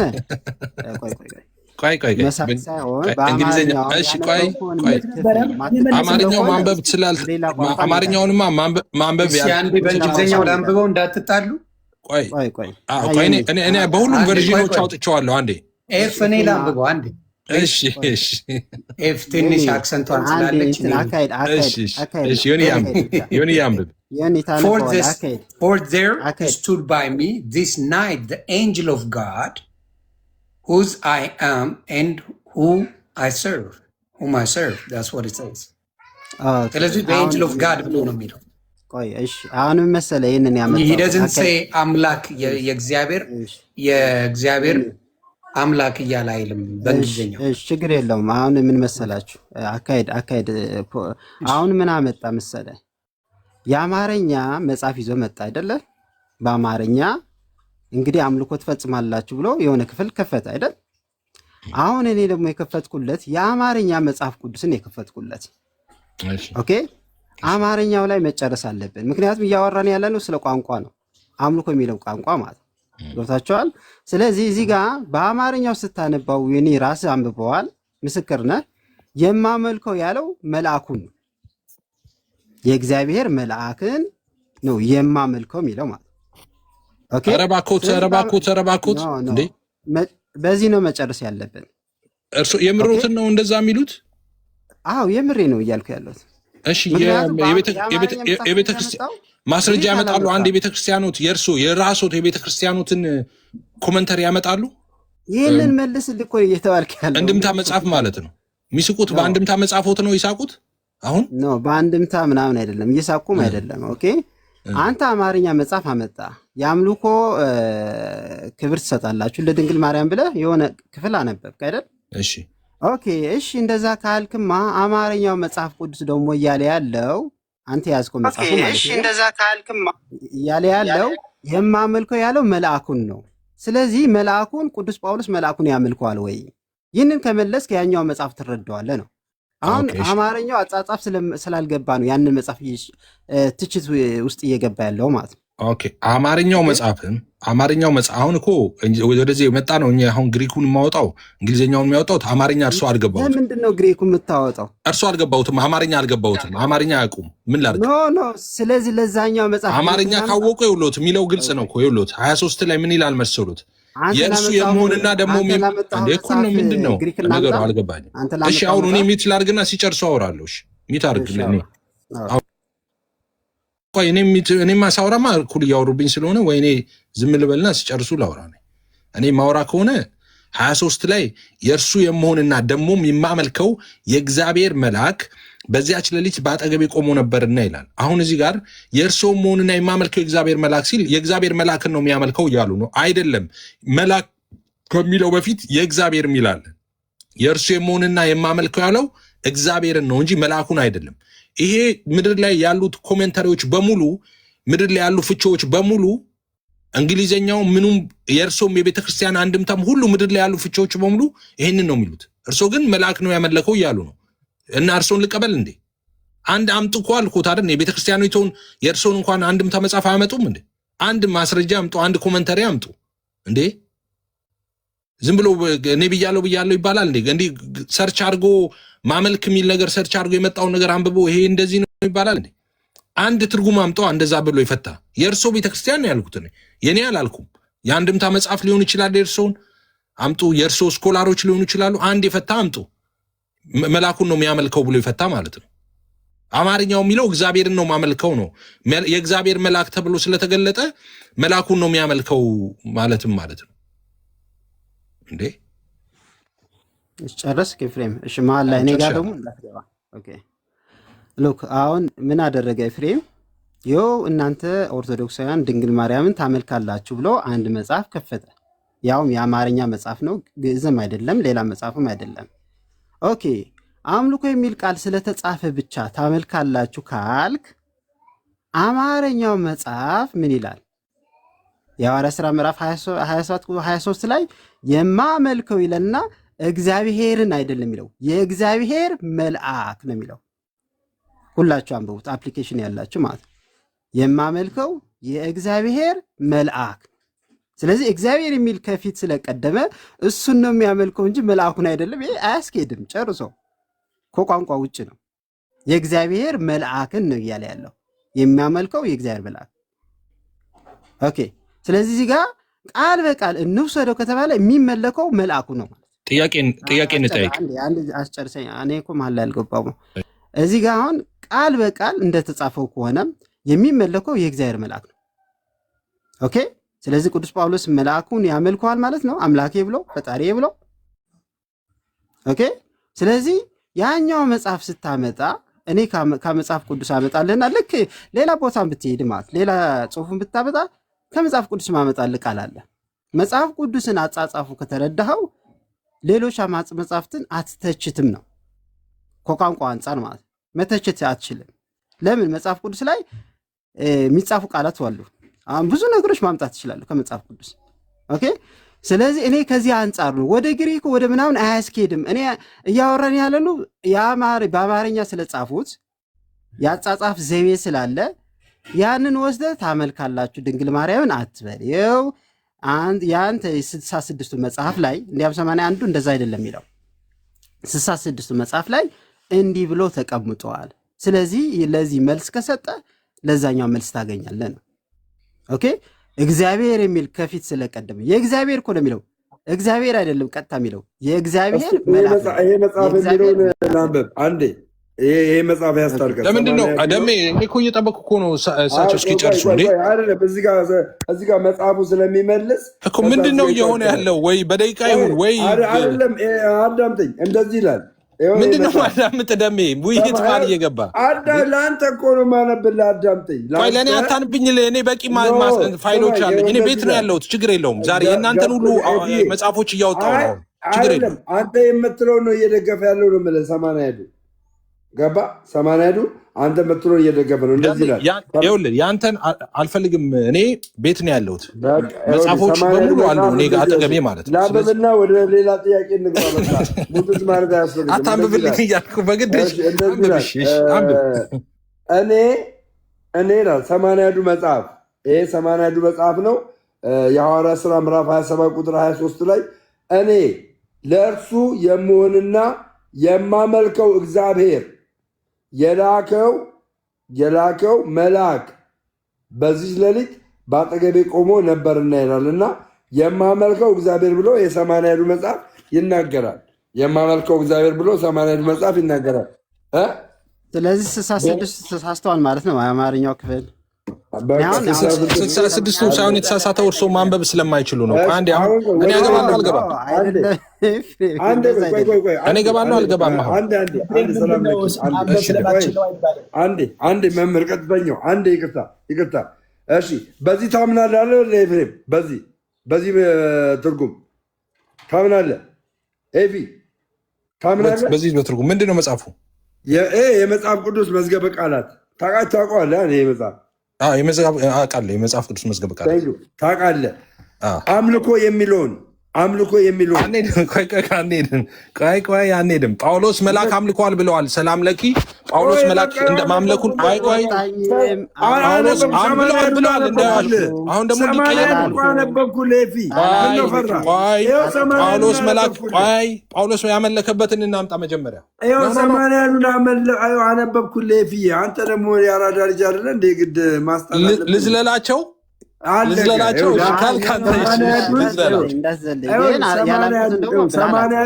እንጂ የሚከራከሩት ጳውሎስ እኮ አመለከ ብለው ነው። መልአክ አመለከ ብለው ነው። አንዴ ደግማ አንብበው እንማማርበት። አሁን ደግሜ ያነባለው ይሄ ሰማንያዱ መጽሐፍ ነው። ደግሜ ያነባለው ግን በትርጉሙ ላይ እንነጋገራለን። አምልኮ በሚለው ትርጉሙ እንደዚህ ይላል። ሰማንያዱ መጽሐፍ እኔ ለእርሱ የምሆንና የማመልከው እግዚአብሔር የላከው መልአክ በዚህ ሌሊት በአጠገቤ ቆሞ ነበር ይላል። በቃ አሁን ምንድነው እዚህ ጋር የሚለው በግልጽ አሁን በትርጉሙ ልክ ነው ማለት ነው። በቃ በትርጉሙ እንነጋገር። አምልኮ በሚለው ስለዚህ አምልኮ ለእግዚአብሔር ነው የተሰጠው። አምልኮ የሚለውን ትርጉም እንነጋገር። አምልኮ የሚለውን ኖ እዛ ጋር ባሉት አባታችን ባሉት ይሄማ ለእግዚአብሔር ነው። የሐዋርያት ሥራ 27 ለእግዚአብሔር ነው። ኤፍሬም እዚህ ጋር ልክ ነህ ማለት ነው። አምልኮ የሚለውን ትርጉም ከኤፍሬም ጋር እንነጋገር። ከኤፍሬም ጋር እዚህ ጋር ለተናገረው አሁን እዚህ ጋር መጽሐፍ ቅዱስ እዚህ ጋር እኔም አለዋ እንዴ ድንጋይ አረከኝ እኮ አለ አይደለ? ሐዋርያት ሥራ ምዕራፍ 27 ቁጥር 23 የእግዚአብሔር መልአክ አይደል አምልኮ የተቀበለው? እግዚአብሔር ነው የተቀበለው። ተባረክ። አለቀ በቃ። ስለዚህ ኤፍሬም ልክ ነው። ሰማንያዱ የተናገረውን ነው የምንናገረው። ስለዚህ ኤፍሬም ልክ ነው እያልከኝ እኮ ነው። ልክ ነው ኤፍሬም። ቆይ ደሜ አንዴ ቆይ እንትን ነጥብ እያስጣልኩ እኮ ነው ያለው ደሜ። ምን መሰለህ ማስጣል ሳይሆን መማማር ነው። ደሜ በቃ ተው፣ ነጥብ አስጣል ብለዋል። ደሜ ሚውታር አንዴ ሚውታር ደሜ ሚውታር። እኔ አሁን ምን አልኩኝ? በ81 እንዲያም እንደዛ አይልም። 66 ላይ ግን የማመልከው የሚለው ግልጽ በግልጽ መቼ ሲሆን እዚህ ጋር እንትን አንብበዋል። አንተ ራስህ የማመልከው የሚለው የእግዚአብሔር መልአክ ነው የሚለው ቃል በቃል ማለት ኦኬ። ስለዚህ እዚህ ጋር ስለተጻፈ 66 መጽሐፍ ይጣላል ወይ የስህተት መጽሐፍ ተብሎ ስህተት አለበት መልአክ ይመለክበታል ተብሎ ይጥለዋል? ሰው አይጥለውም አይደል? ኦኬ የ81 ልክ ነው አጻጻፉ። ግን እዚህ ጋር መልአክ ማን ነው አምልኮ የሚለው ቃል ልክ ኤፍሬምን እንደሚያስበው ወይም ነው ብዙዎች እንደሚያስቡት እንዲሁ አምላኬ ፈጣሪ ብሎ ማምለክ አይደለም። ቃል በቃል እሱ ብቻ አይወክልም። እሱን ይወክላል፣ ግን እሱን ብቻ አይደለም። አምልኮ የሚለው ቃል መገዛትን ያመለክታል። መገዛት ከዛው ላይ እኮ አሁን ሰላም ከዛው ላይ እኮ ኤፍሬም ከዛው ላይ እኔ ያነበብኩትን በስነ ስርዓት አንብቦ ለእግዚአብሔር እንጂ መልአኩ አይደለም የእግዚአብሔር የተባለው እያለ በግልጽ ኤፍሬም ሲናገር ነበር። አይደለ ነበር አልነበረም? አማርኛውን እያነበበ ከተሳሳትኩ ምን ይበል ኤፍሬም እኮ ምን ይበል? ኤፍሬም ቃል በቃል እዛ ላይ ባለው ነገር ላይ ሲናገር ምን ብሎ ነው ያነበበው? ኤፍሬም የእግዚአብሔር ስለ እግዚአብሔር ነው። ይኸው ለአንብበው ደግሜ እዚህ ጋር ይሄ እኛ መጽሐፍ ቅዱስ ነው አይደል? ቆይ መምህር ሰላም ለኪ ይሄ እኛ መጽሐፍ ቅዱስ ነው አይደል? ይሄኛው ኤፍሬም ማን ነው የኔ ያንብበውና ቀጥታ ያነበውን ያንብበውና ሰው ሰምቶ ይፍረድ። እሺ ችግር የለውም። የሐዋርያት ሥራ ምዕራፍ 23 ነው አይደል? ምዕራፍ 27 ቁጥር 23 ኦኬ።